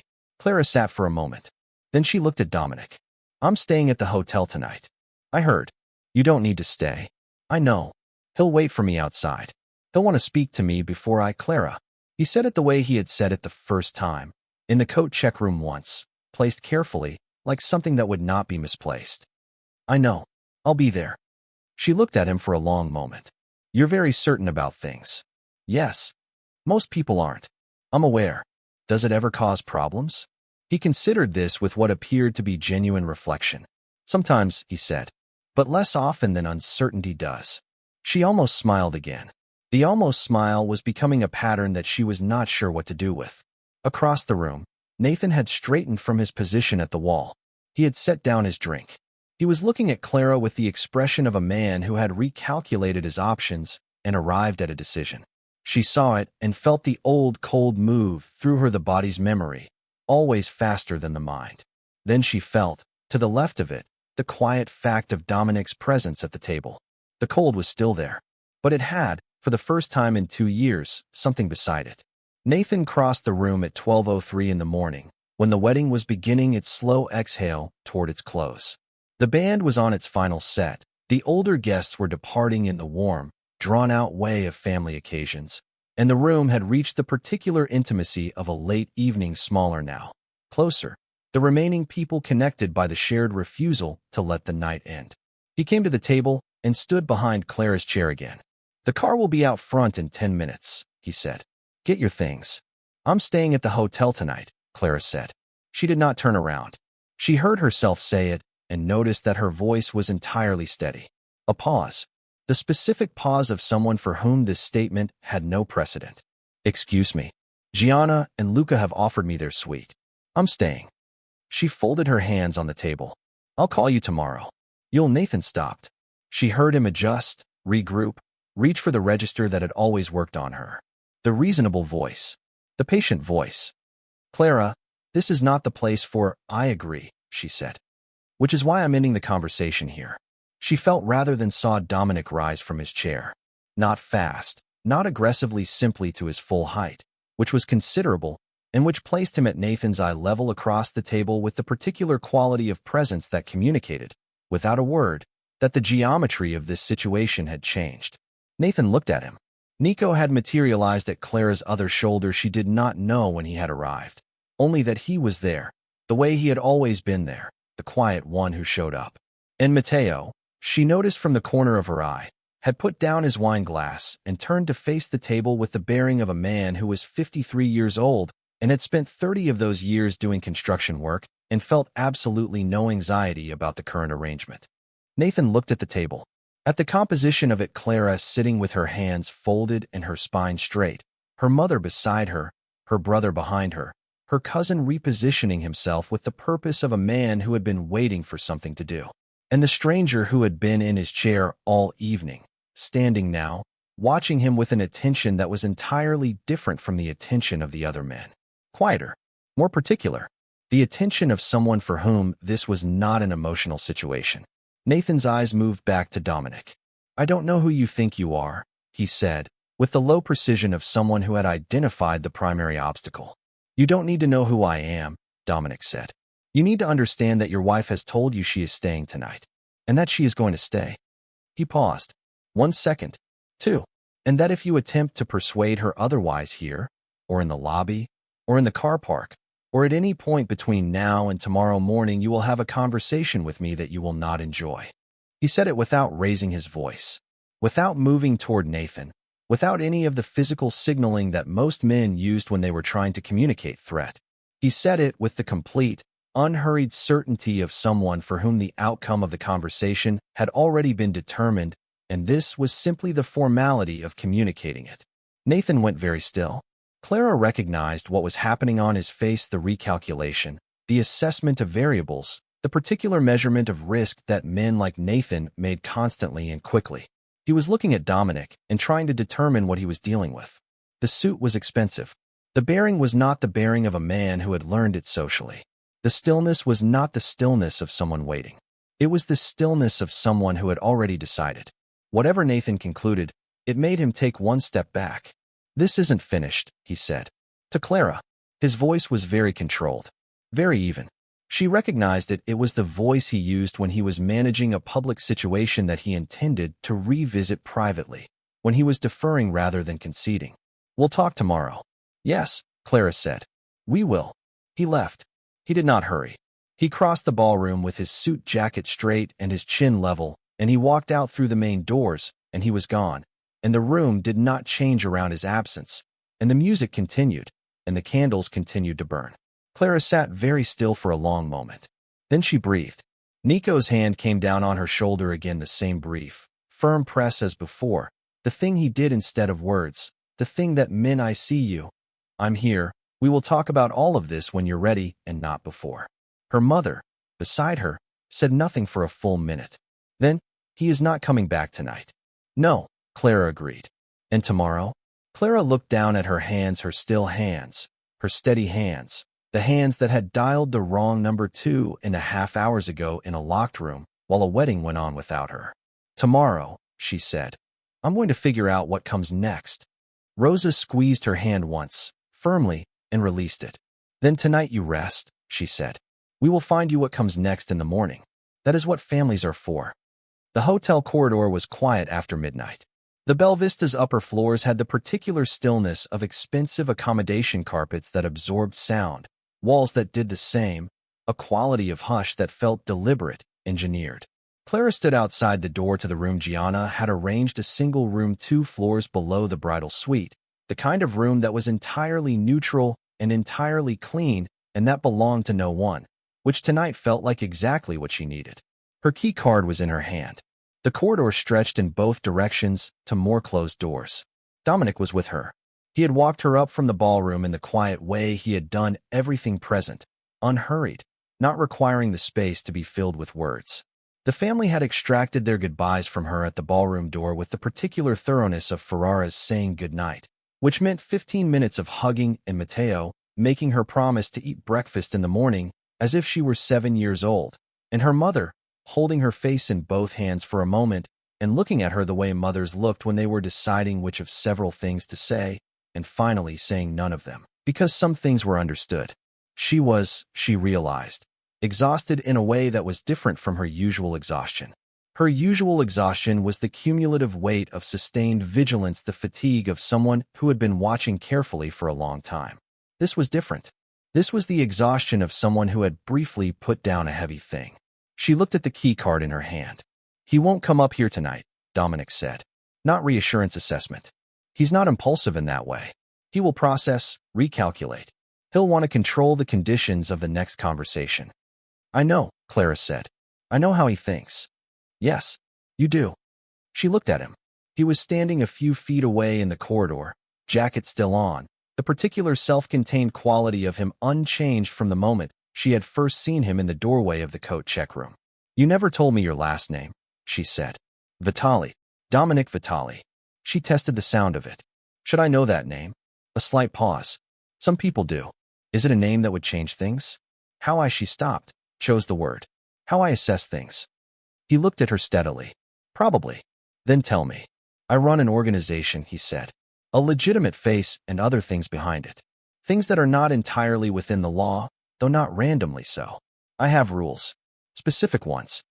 He looked at her with the particular directness of someone who had decided that honesty was not optional here. "I am not a good man in the way that the phrase is usually meant. I am a man who operates by a code that is mine rather than society's." Clara was quiet for a moment. "Are you dangerous?" she asked. "Yes." "To me?" "No." No hesitation. No qualification. Just the flat certainty she had come to recognize as his particular register of truth. She looked at him, at the dark jacket and the stillness and the eyes that had been watching and seeing and assessing all evening, watching and seeing her, and she held what he had told her in her mind and turned it over. "I've spent 2 years," she said slowly, "with a man who presented himself as entirely safe, as the right kind of man, from the right kind of family, with the right kind of money, who turned out to be—" She stopped. "What he turned out to be?" Dominic said nothing. He waited. "I don't think safety is what I'm looking for right now," she said. "I think I'm looking for honest." He held her gaze. Something shifted on his face, small, controlled, the same thing she had caught earlier when he wasn't watching himself, the thing that lived beneath the stillness. "Then you have that," he said. She nodded once, turned back to the door, pressed the key card to the lock. "Dominic," she said, before opening it. "Yes." She looked at him over her shoulder. "When I said I don't know you, I meant that I don't know enough about you yet to understand what tonight means. What any of this means." She held his eyes with the directness that was hers, that had always been hers, the thing no one had been able to take from her. "But I also know that you opened a locked door when you didn't have to, and that you sat at that table for 3 hours, and that when Nathan came back, you said 4 words that I have been trying to say for 2 years and couldn't." He was very still. "She said no," Clara said. 4 words. "And he left." She looked at him for another moment. "I'll remember that." She opened the door and went inside. The room was clean and neutral and quiet, and entirely hers for the night. She sat on the edge of the bed and looked at the window, at the city lights moving beyond it, at the distant and indifferent dark of the November sky. Tomorrow she would need to think, to make decisions that she had been deferring for 2 years, not because she hadn't known they needed to be made, but because the cost of making them had seemed impossible to absorb alone. She would need to think about Nathan, about the house, about the lawyer she had been too afraid to consult, about the evidence she had not yet gathered and the path she had not yet been able to see clearly enough to walk. Tomorrow was for all of that. Tonight she sat on the edge of a hotel bed in her champagne dress and looked at the city and breathed slowly, freely, in the particular way of someone who has briefly stepped outside the conditions of their own captivity and let herself exist without calculating what it cost. She was still there when she heard it. Soft, barely audible, a sound in the corridor that she had been trained to hear at any volume. She had spent 2 years learning to hear him through walls, through sleep, through every state of inattention, because inattention had costs. Her breath stopped. She listened. One set of footsteps, slow, deliberate, stopping outside her door. Then, barely above a whisper, through the wood, "Clara." Nathan's voice. The calm that had been holding her together since the coat check room held for one more second and then shook. She did not move. She sat on the edge of the bed with her hands flat on her thighs, and she listened to him breathing on the other side of the door, and she understood, with the knowledge that 2 years of marriage had given her, that the recalculation she had expected him to defer until tomorrow had not, in fact, been deferred. She had been wrong. About the timeline. About what he would do when the conditions changed. She had been wrong, and now he was on the other side of a door with a key card that he would have been entirely capable of acquiring Nathan, who had always thought of contingencies, who had always been 3 steps ahead, who had spent 2 years teaching her that he would always find a way to reach her. Her phone was in her clutch. She reached for it slowly, without making a sound. She opened her contacts. Below the name, she had saved 6 letters for Dominic. Her thumb hovered. The door handle moved. She pressed call. It rang once. "I'm outside," he said. His voice was already different, not the conversation voice, not the table voice. Faster, lower, moving. "He's at my door," she whispered. A sound she recognized: the elevator. "Already arriving." "Don't open it," Dominic said. "Don't speak to him. I'm 30 seconds away." The door handle moved again. Tried. The lock held. Nathan had a card, she was certain of it, but the interior lock, the secondary one, the one she had turned without fully registering herself doing it when she came in, was holding. She had locked the door. She had not known she was going to, but she had done it anyway. She stood from the bed and moved to the far side of the room, phone pressed to her ear, back against the wall, eyes on the door. "Clara." His voice through the door was very controlled and very quiet, and carried beneath its surface the particular tone that she associated with the worst evenings, the voice he used when he had decided that the performance of patience was no longer worth the effort. "Open the door. I just want to talk." She did not speak. She breathed. 20 seconds. "I know you're not alone in this," he said, through the door. "That man, whoever he is, he can't be there every moment. He doesn't know you. He doesn't know us. He came in tonight and played hero, and tomorrow he'll be gone, and it will be just you and me." And the elevator opened. She heard it clearly, the soft chime, the doors parting, and then the footsteps. Not hurried, not running. The particular, measured pace of someone whose composure was not performance. A silence. Then Nathan's voice, stripped of all its control for the first time all evening. "You," he said. "Yes," Dominic said. "Me." Clara stood against the wall in the clean, neutral room and listened to the silence that followed, absolute and directional, and carrying within it the particular quality of 2 forces that had taken each other's measure and arrived at a reckoning. "Whatever she's told you," Nathan started. "She hasn't told me enough," Dominic said, and something in the way he said it made the words land like a door closing. "But I've seen enough. The bruise on her collarbone. The coat check room at her brother's wedding. The look on her face when you said her name."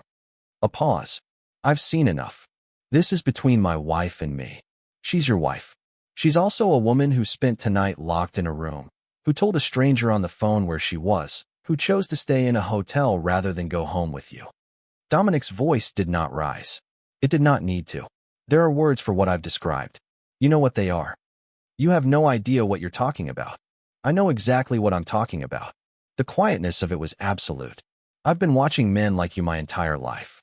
I know the particular way you speak and the particular way you manage and the particular way you make someone small enough to keep." A pause. "I also know what happens when that kind of man realizes the game is finished." "The game is finished," Dominic said. "Whatever leverage you think you have, whatever plans you've been running, whatever you came up here tonight to do, it's done." A silence. "You don't have the authority. I don't need authority." His voice was entirely calm. "I need you to understand one thing very clearly before you decide what to do next. Are you listening?" Nothing from Nathan. "She called me tonight," Dominic said. "By accident. And I answered. And now she is my concern. That is not going to change because you walk down a corridor." A pause. "So you have a choice. You can leave this floor right now and arrange, through your lawyer, to communicate with her through the appropriate channels. Or you can choose differently and discover what I am when someone chooses differently." The silence was very long. Then the sound of footsteps retreating, steady, unhurried. The elevator chime. Silence. Clara stood against the wall with her phone pressed to her ear and her heart moving too fast in her chest, and the room around her entirely still. "He's gone," Dominic said. She breathed. Once, twice. The third breath steadied. "Are you all right?" he asked. She thought about this honestly. "Yes," she said, and was, in the most essential meaning of the word, telling the truth. "I'm all right. He won't come back tonight." He understood the message. "He always recalculates," she said. "Recalibrates. It won't end here." "No," Dominic agreed. "It won't. But tonight it does." She leaned her head back against the wall and looked at the ceiling of the clean, neutral room and felt the particular settling of someone who has survived the worst of an evening and found themselves still standing. "Dominic," she said. "Yes. Tomorrow." She paused. Organized the words. "Whatever tomorrow is, whatever needs to happen, I need you to know something first." He waited. "I'm not going to be a problem that needs solving," she said. "I'm not the woman in the coat check room anymore. That woman, she made one phone call and waited to be let out. I'm not going to be that." She looked at the window, at the city lights. "Whatever happens next, I'm going to be a person who is part of deciding it, not a situation that someone else manages." The silence that followed was different from all the other silences of the evening. Something in it had a quality she recognized, after a moment, as the particular quality of someone who has heard something that genuinely surprises them. "I know," he said. "Do you? You sat on the floor of that room and called someone and stayed on the line and stood up without hesitating when the door opened and walked into that ballroom and told your husband no in front of his own face." A pause. "I don't think you've been the woman in the coat check room for longer than it took to walk out of it." Clara looked at the city lights through the window, at the November sky and the indifferent stars and the vast, ongoing fact of the world continuing. "Get some sleep," he said. "I'll be here in the morning." "You don't have to, I know. Get some sleep, Clara." She almost smiled the third time, the clearest one. "Good night, Dominic," she said. "Good night."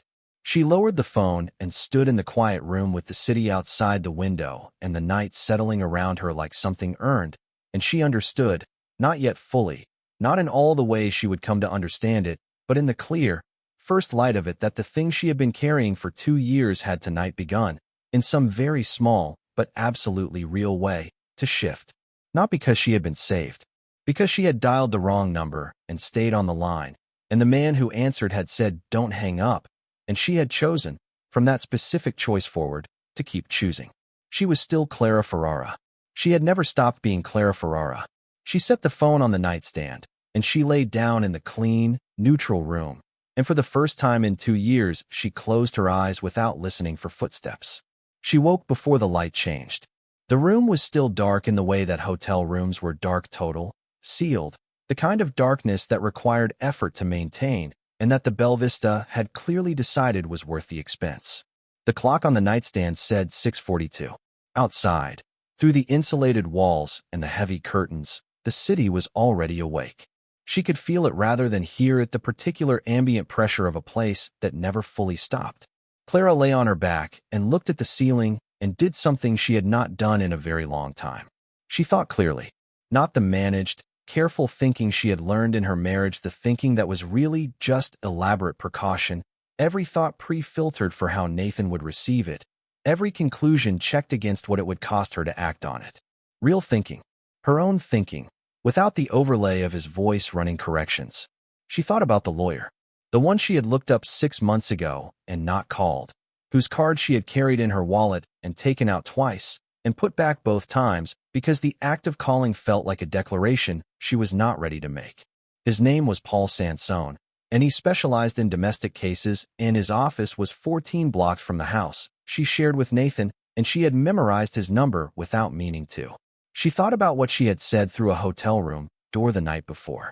Whatever happens next, I'm going to be a person who is part of deciding it.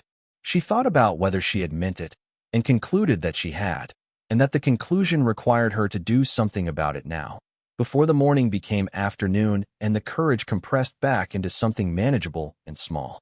She reached for her phone. Paul Sansone answered on the third ring. "My name is Clara Ashford," she said. "I'm calling because I need to understand what it looks like to leave a marriage. Specifically, what it looks like to leave one safely, with as little as possible of what's mine left behind." A pause. Brief, professional. "Mrs. Ashford, can you come in today?" "This afternoon," she said. 2 o'clock. "I'll be there." She set the phone down and lay in the dark for another full minute, feeling the weight of what she had just done, not the fear of it, which was present but manageable, but the specific gravity of a decision that had already begun to change the shape of what came next. Then she got up and dressed in yesterday's champagne dress because it was all she had, and she went to find her family. Luca was at breakfast in the hotel restaurant, working through enough food for 4 people with the focused determination of someone reclaiming calories after an enormous night. He looked up when she came in, and his face did the complicated thing, the wrestling between the celebration he was entitled to and the worry he had been carrying for longer than either of them had acknowledged. And then he stood and crossed the room and held her without saying anything. She let herself be held. It was the first time, and she could not clearly remember when, that she had done so without calculating what it communicated, what it would cost. "I called a lawyer this morning," she said, before she sat down. He went very still. "Paul Sansone. Domestic cases. I'm meeting him this afternoon." Luca looked at her for a long moment. His eyes were doing something she recognized from childhood, the expression he wore when he was deciding whether to cry and had decided against it for practical reasons. "I'll come with you," he said.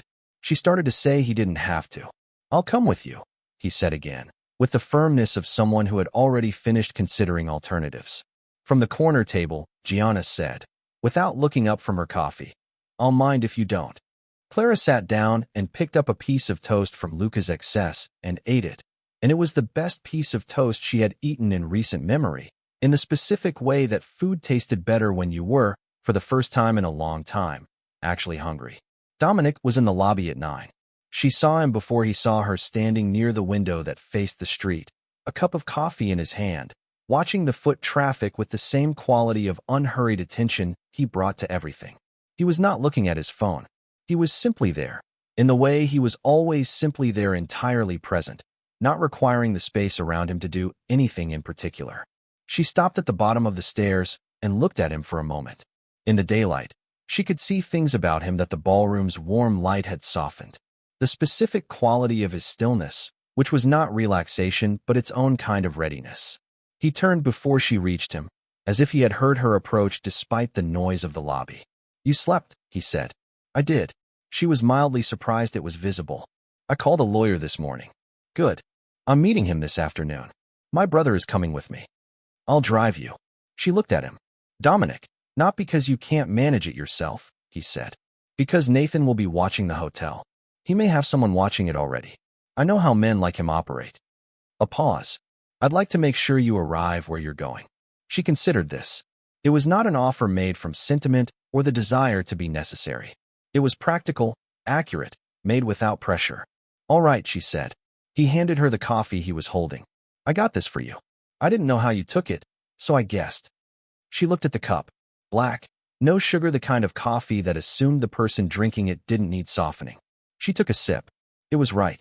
That was somehow the most disorienting thing that had happened in 12 hours. "How did you know?" she asked. "You looked like someone who stopped asking for things the way she wanted them a while ago," he said.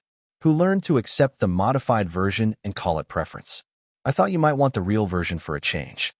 Clara held the coffee cup in both hands and felt the particular sensation of being seen so clearly by someone that the urge to deflect and the urge to receive it fought briefly in her chest, and then the urge to receive it won. "Thank you," she said. He nodded once. And that was that.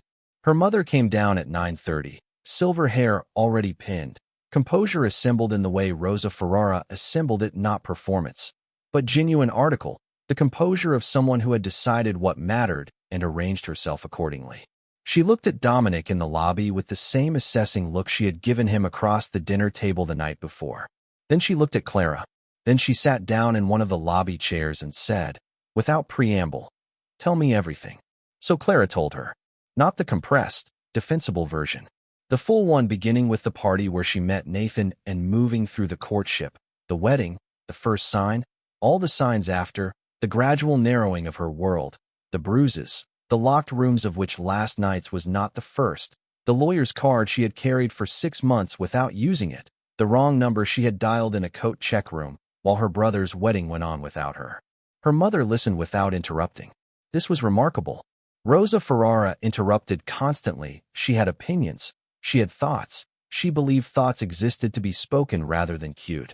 But she sat with her hands folded and her face controlled, and she listened to every word her daughter said. When Clara finished, Rosa was quiet for a full moment. Then she said, very quietly, in Italian, the phrase she had used when Clara was small and had fallen badly. Este, bambina. Everything is all right now. Clara felt the tears arrive, the ones she had been redirecting for 2 years, that she had become so practiced at intercepting, she had nearly forgotten what they felt like when they were allowed. She breathed through them carefully, not suppressing, just containing, until she was ready. Why didn't you tell me? Her mother asked. Not accusation. The voice of someone trying to understand something painful. Because telling you would have made it real, Clara said. And I wasn't ready for it to be real. I kept thinking it would change. She looked at the coffee in her hands. I was wrong. Yes, her mother said, simply. You were. And then, reaching across to put her hand over Clara's for the second time in 12 hours. But you are here. You made a phone call this morning. You are going to a lawyer this afternoon. The rest we figure out together. Dominic, who had been standing slightly removed from the conversation with the tact of someone who understood that some things required only family, caught Clara's eye briefly when she looked up. She did not know what she was looking for when she looked at him. She found, as she had found all night, that he was simply there, looking back at her. The look said nothing beyond what it was: attention, presence, the unremarkable and entirely solid fact of remaining. She thought, unexpectedly, of what it would feel like to be looked at like that every day. She let the thought pass. There was too much to do before she was allowed to think about things like that. The meeting with Paul Sansone lasted 90 minutes. By the end of it, Clara understood 3 things she had not understood clearly before. First, her legal position was not as weak as Nathan had always implied. There were financial entitlements she had not known to claim. Second, the pattern of behavior Nathan had established, witnessed by her family, documented in messages she had sent to friends over 2 years in the minimized language of someone describing things smaller than they were, constituted a record. Not complete, but real. Third, that moving forward required something she had been avoiding because it felt like the last door she could close without everything becoming irreversible. She needed to go back to the house and take what was hers. She needed to do it before Nathan understood she had spoken to a lawyer. The house was 10 minutes from Sansone's office, in the part of the city where money made even the air feel managed. Clara had lived there for 2 years and had never called it home. She had called it the house. Nathan had called it their home. The distinction had been a quiet disagreement she had kept entirely to herself. Dominic parked 3 doors down and looked at her. Tell me what you need, he said. 30 minutes. Inside. My mother's candlesticks, my grandmother's photograph, my books, my passport, and my laptop. She paused. The housekeeper comes Thursdays. Nathan will be at the office. He always goes to the office. He functions best in controlled environments. He won't expect this for another day. Dominic reached into the center console and produced something that looked like a USB drive, but wasn't. He held it out. If you find any device that shouldn't be there, router, hard drive, anything, plug this in for 30 seconds. Evidence preservation. Nothing destructive. She looked at the device, then at him. She thought about the word she was instinctively applying to it, which was resourceful rather than alarming, and thought about what that said about how completely her calibration had shifted in 18 hours. She took the device and got out of the car. Luca had offered to come in.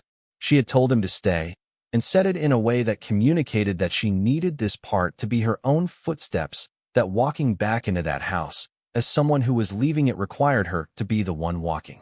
He had understood.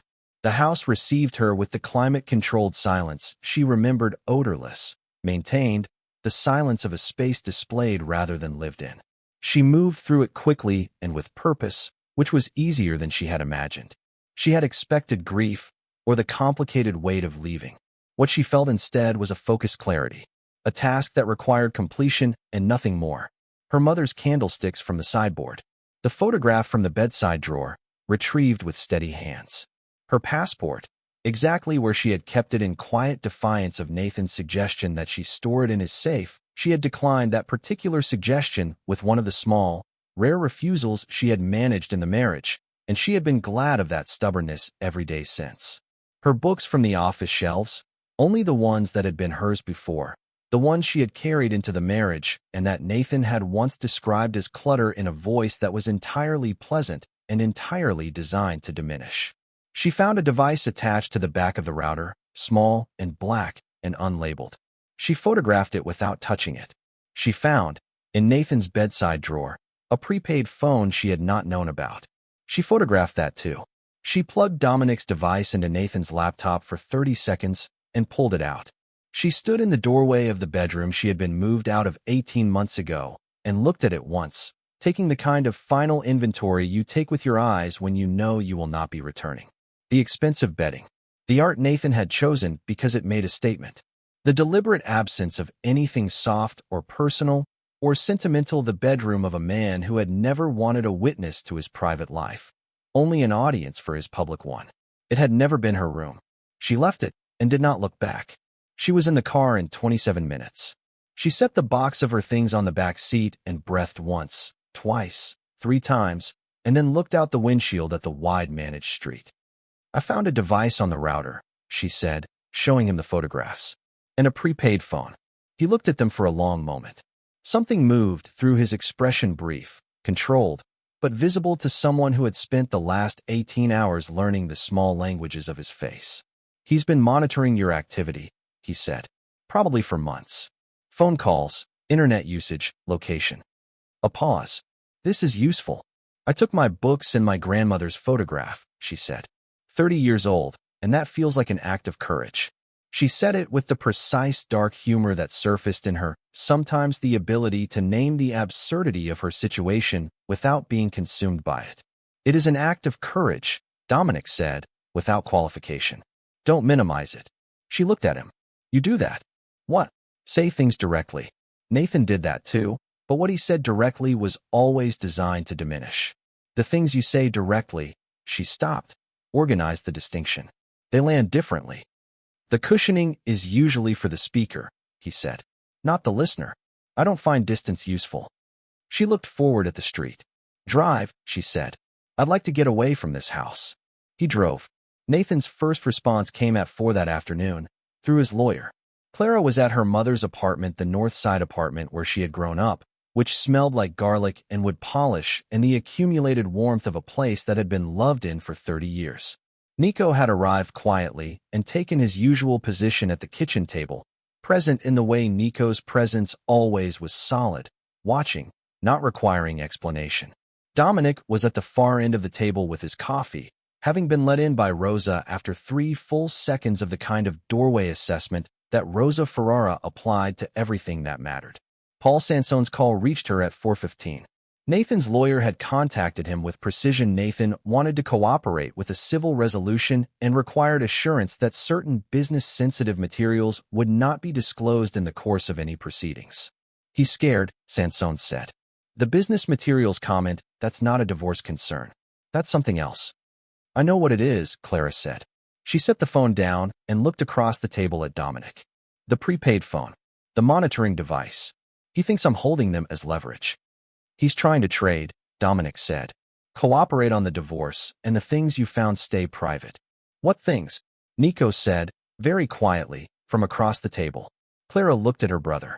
She had been protecting him from the specifics, or protecting herself from having to say them aloud to the person who would feel them most heavily. Nathan has been doing things that aren't entirely legal, she said. The monitoring device, the prepaid phone, those aren't the tools of a man with nothing to hide. She looked at Dominic. You recognize them? Yes. What do you think they mean? Nathan Ashford manages information, Dominic said. Men who build their lives around control always do. The prepaid phone isn't for monitoring you. It's for communications he doesn't want traced. Separate financial activities. Possibly a separate relationship. Sophia, Clara said, without inflection. The name surfaced from a specific memory, a charity event 18 months ago. A woman in a red dress who had looked at Nathan with the particular knowledge of someone who knew something about him. She had mentioned it that night. He had told her she was imagining things. Possibly, Dominic said. It doesn't matter, Clara said. What he's doing isn't my concern anymore. What matters is that he thinks he can manage me with the threat of exposure. She looked at her hands. He's wrong. The filing proceeds Monday. Whatever I found goes to Sansone, and he determines what's relevant. I'm not going to use any of it as a weapon. I'm going to use it as fact. There's a difference, Dominic said. Yes. Most people don't know the difference when they're angry. I'm not angry, Clara said, and was, again, telling the exact truth. The anger from the previous night had moved through its initial intensity and settled into something else entirely, not fury, not heat, but the cold, steady thing underneath fury once the fire has done its work. Something with a long, patient burn. I'm finished. That's different from angry. Her mother, at the stove with her back to the table, made a sound that communicated complete agreement without requiring words. The second response came at 7 and was not through a lawyer. Nathan rang the buzzer at Rosa Ferrara's apartment building with the persistence of a man who had decided that professional channels had failed. Clara heard his voice through the intercom, controlled, reasonable, the voice she knew best and trusted least, asking to speak to his wife for just a few minutes. A private matter. Surely Rosa would understand. She stood in the kitchen doorway and felt the old pull toward management, toward smoothing, toward finding the path of least resistance that would make the immediate discomfort stop. She felt it the way you felt a habit, not as a choice, but as a pull, something that lived in the muscles before it reached the mind. She breathed through it. Then she walked to the intercom herself. Nathan, she said. Clara, I know what you need. You need me to come downstairs and have a conversation that ends with me going home. That's what you need. She kept her voice level. I'm not coming downstairs. I'm not coming home. My lawyer will contact yours on Monday. This is ridiculous. I have nothing else to say tonight, she said. Please leave. She released the button and stepped back. In the silence that followed, she became aware that every person in the apartment was looking at her. Her mother, Nico, Luca, and Gianna, who had arrived an hour earlier, and Dominic, standing in the doorway to the living room, watching her with the particular attention he had maintained all day, the kind that did not assess whether she was managing, but simply witnessed what she was. He's not leaving, Nico said from the window. He's standing there. Clara crossed to the window and looked down. Nathan was on the pavement below, hands in his coat pockets, looking up at the building with the particular stillness of someone who had decided to wait. She looked at Dominic. He was already looking at the window. I'll go down, he said. Dominic, this is what I'm here for. Not claiming necessity. Just accurate, stripped of cushioning, direct. Stay up here. He was out the door before she could respond. She stood at the window with her family and watched. Dominic came through the building's front door and stopped on the pavement 4 feet from Nathan. Neither moved. The street was quiet, a woman with a dog moving past, a car at the far intersection. Ordinary life proceeding around an extraordinary moment with the complete indifference that ordinary life always brought to the extraordinary. She could not hear what was said. She watched the shape of the conversation instead. She watched Nathan's managed uprightness begin to shift under something Dominic was saying, watched it settle into something smaller, something that had never been the shape of Nathan Ashford's posture in the 2 years she had been married to him. The specific reduction of a man confronting a force that does not respond to his particular tools, that cannot be managed or reasoned with or charmed into compliance, that simply states what is going to happen and waits for reality to confirm it. It lasted for minutes. Then Nathan walked to his car and drove away. Dominic came back upstairs and stood in the kitchen doorway. What did you say? Clara asked.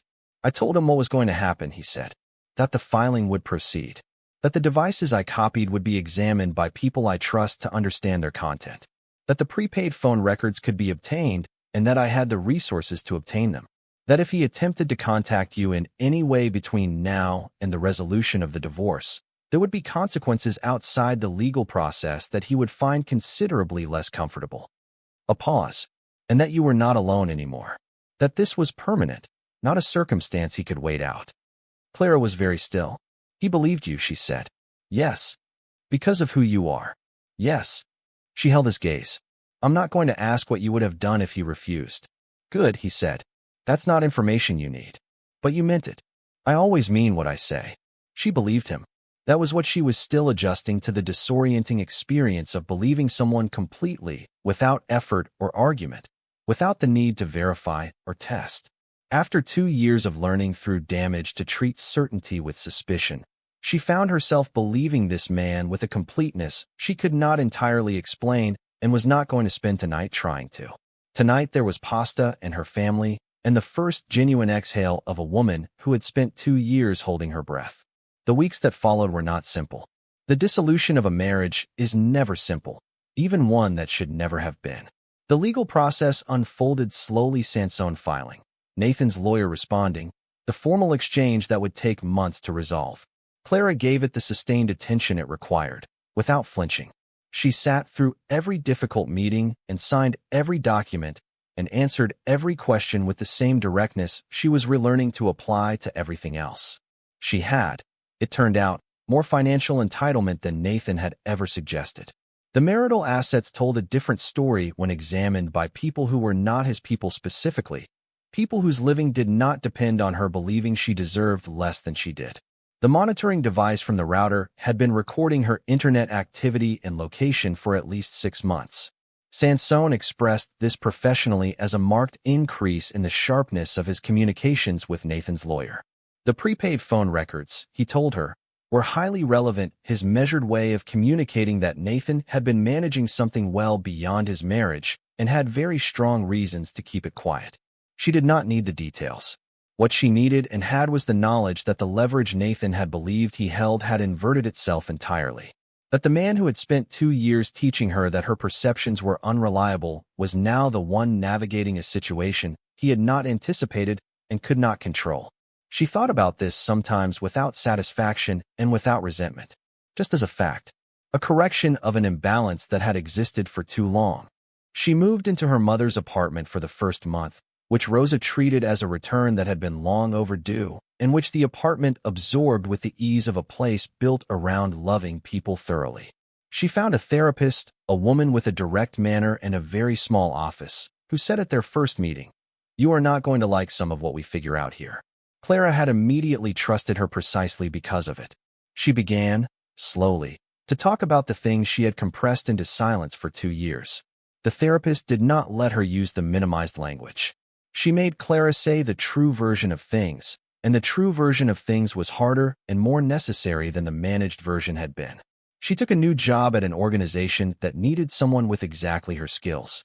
Her boss, a woman named Priya who asked only that people say what they meant and meant what they said, told her at the end of the first week, "I don't know what you were doing before this, but you were wasting yourself."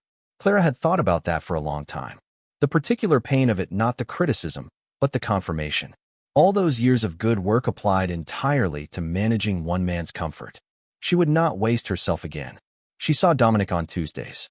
This had not been arranged formally. It arrived the way things arrived, when neither person was rushing and both were paying genuine attention. He called on Monday evenings, never assuming, always asking. She said yes. On Tuesdays they had dinner somewhere quiet, somewhere chosen for whether the food was good rather than what it communicated to the room. They talked about her cases at work and his business and the books she was reading, the thoughts she had about them that she was still in the process of relearning to express at full volume, at her actual pitch, without the automatic self-modulation she had spent 2 years perfecting. She had been funny before Nathan. She had not fully understood she had lost it until she found herself landing a perfectly timed observation across a dinner table and watching Dominic almost smile with the particular appreciation of someone who had caught it, who had been paying enough attention to catch it. It was a small thing. It meant a great deal. He was genuinely interested in her. Not the strategic interest Nathan had brought, the interest that was really inventory, cataloging her qualities for their usefulness to him. Dominic's interest was the attention of someone who found a person worth paying attention to and paid attention accordingly, without conditions she could identify, without anything it required her to provide in return. This was the most unfamiliar thing of all. She was careful. She was honest with herself about what she didn't yet know about who she was outside the weight of the last 2 years, about what she wanted from her life, about the full dimensions of a man who had told her himself he was not good in the way the phrase was usually meant. She held the carefulness alongside the growing other thing and did not rush either of them. She told her therapist about it. Her therapist asked what it felt like. Clara thought about it and said, "Like being a room someone has opened the windows in." Her therapist looked at her and said, "That's a good way to put it." She told him this directly, 3 months after the wedding, over Italian food that was nothing like anything Nathan had ever ordered. "I don't know what this is," she said. "I know I'm not in a place to name it yet. But I know that on Tuesday mornings, I'm not monitoring how I take up space. I'm just here. She looked at him. That matters. A lot. I'm not in a hurry, he said. You mean that? I always mean what I say. The real smile, not the almost, not the suppressed version. The full one that was entirely hers appeared, and she did not intercept it. I know, she said. The divorce was finalized on a Friday in March, for months after a wedding reception in a coat check room, and a wrong number dialed in the dark. Clara sat in Paul Sansone's office and signed her name to the papers. She felt the weight of it, the finality, and something she had not anticipated alongside it. The particular feeling of a door that has been standing open for a long time finally closing cleanly on its own terms. Sansone said congratulations, which was the word divorce lawyers used in these moments, and which Clara had always found strange. But she understood it now. There was something to congratulate. She was Clara Ferrara again. Officially, the name returned to its correct owner. She called her mother from the pavement outside. It's done, she said. Rosa was quiet for 2 seconds. Then, come for dinner. I've made pasta. I know you have. I'll be there in an hour. She stood in the March cold and felt the particular sensation of someone standing at the beginning of something rather than its end. The settlement was fair more than fair. She had the house, enough to sell it and have a foundation. She had her name, her books, her grandmother's candlesticks, a job that used her fully, a therapist who made her say the true version of things, a family who had been waiting with patient and entirely Ferrara ferocity for her to let them back in. She had her life back, and it was hers to decide what to do with. A car slowed beside her. Dominic was at the wheel. She had not told him the date of the finalization. She looked at him through the lowered passenger window. How did you know? She asked. Sansone's assistant mentioned Monday that you'd be in on Friday, he said. I pay attention. She looked at him for a moment.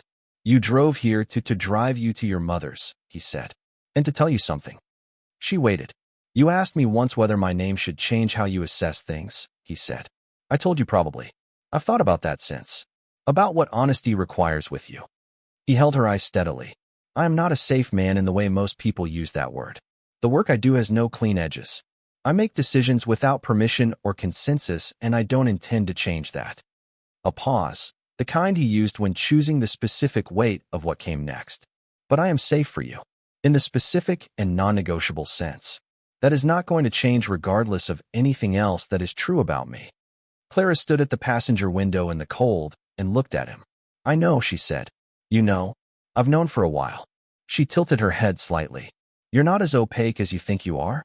Not to someone who's been paying attention. Something moved through his expression, the small, controlled version of something larger that she had been learning to read beneath the stillness since the night. He opened a coat check door and said her name like he was placing it somewhere it would not be lost. Get in the car, Clara, he said. She almost smiled, the real version, the full one. In a minute, she said.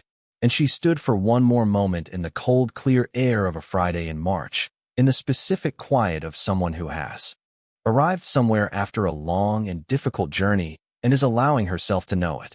Not rushing toward the next thing. Not managing the moment into something smaller. Simply standing in it. Simply being there, in the cold, in the light, and the March air that smelled of rain coming, and the city moving forward without requiring anything from her. She had been locked in a coat check room at her brother's wedding. She had sat on the floor in a champagne dress and dialed a wrong number and stayed on the line. She was 32 years old. She was Clara Ferrara. She had her name back in her books and her grandmother's candlesticks and a job that used her fully and a therapist who made her say the true version of things and a family who had never stopped being her family and a life that was hers to build from honest materials. She was not who she had been before Nathan. That woman was older, harder in some places and softer in others, and she was learning to find value in both. She got in the car. Dominic looked at her once, briefly, with the look she knew now, the quiet one, the one that was not assessment but simply attention. Then he pulled into traffic. Dinner at your mother's, he said. She made pasta. She always makes pasta. It's always good, Clara said. He was quiet for a moment. Then, yes, it is. She looked at the city moving past the window, the streets she had driven 100 times in the last 4 months, the specific geography of a life being rebuilt from honest materials. The therapist's building, her office, The park where she walked Wednesday mornings in the cold and the quiet, listening to nothing but the particular sound of the city finding its footing in the early hours. "Dominic," she said. "Yes. Next Tuesday there's a restaurant on the east side my father used to take us to when we were small. Same family now, second generation. The tables are the same tables. The smell is exactly the same." She paused. "I haven't been back since he died. I've been meaning to go for a year, and I haven't been able to go alone." He was quiet for a moment. "I'll be there," he said. She nodded. Looked back out the window. Not a declaration. Not a naming of things still becoming. Just the honest fact of choosing to go somewhere she had been afraid to go alone, and knowing without ceremony that she would not be going alone. The city moved past them. The March light was cold and clear and made everything look exactly like itself. On the seat between them, not touching, not performing, not requiring anything from the space between them, their hands rested hers and his, separately, close. This was what it looked like. Not the version she had been sold at 29, the careful choreography, the flowers, the performance of being chosen. The real version. Two people moving in the same direction, both of them honest, both of them paying attention, both of them unhurried about the distance still ahead. The car moved through the city toward her mother's apartment, toward pasta and candlelight and the particular noise of a family that loved extravagantly and asked too many questions and told the same stories until the stories became something better than memory. Clara Ferrara looked out the window and felt, without forcing it, without needing to name or protect or make it smaller so it was easier to carry. She felt happy. Not the managed version. Not the version she had performed for photographs at charity galas or swallowed whole in coat check rooms and hotel corridors. The real version. The one that existed without conditions, without the weight of someone else's requirements, without the constant background cost of being someone she was not. Just this. The city and the cold light and the man who had answered a wrong number and the life she was building from the materials of who she actually was. She was still there. She had always been there. She had just had to find her way back. And some wrong numbers, it turned out, were not wrong at all. They were the call that was always meant to be made, arriving at the only moment it could have when she was locked in the dark and finally brave enough to dial. Thank you so much for staying until the end. If this story stayed with you, the videos on your screen right now were made for you. I think you'll love them. Subscribe if you haven't already, and I'll see you in the next one.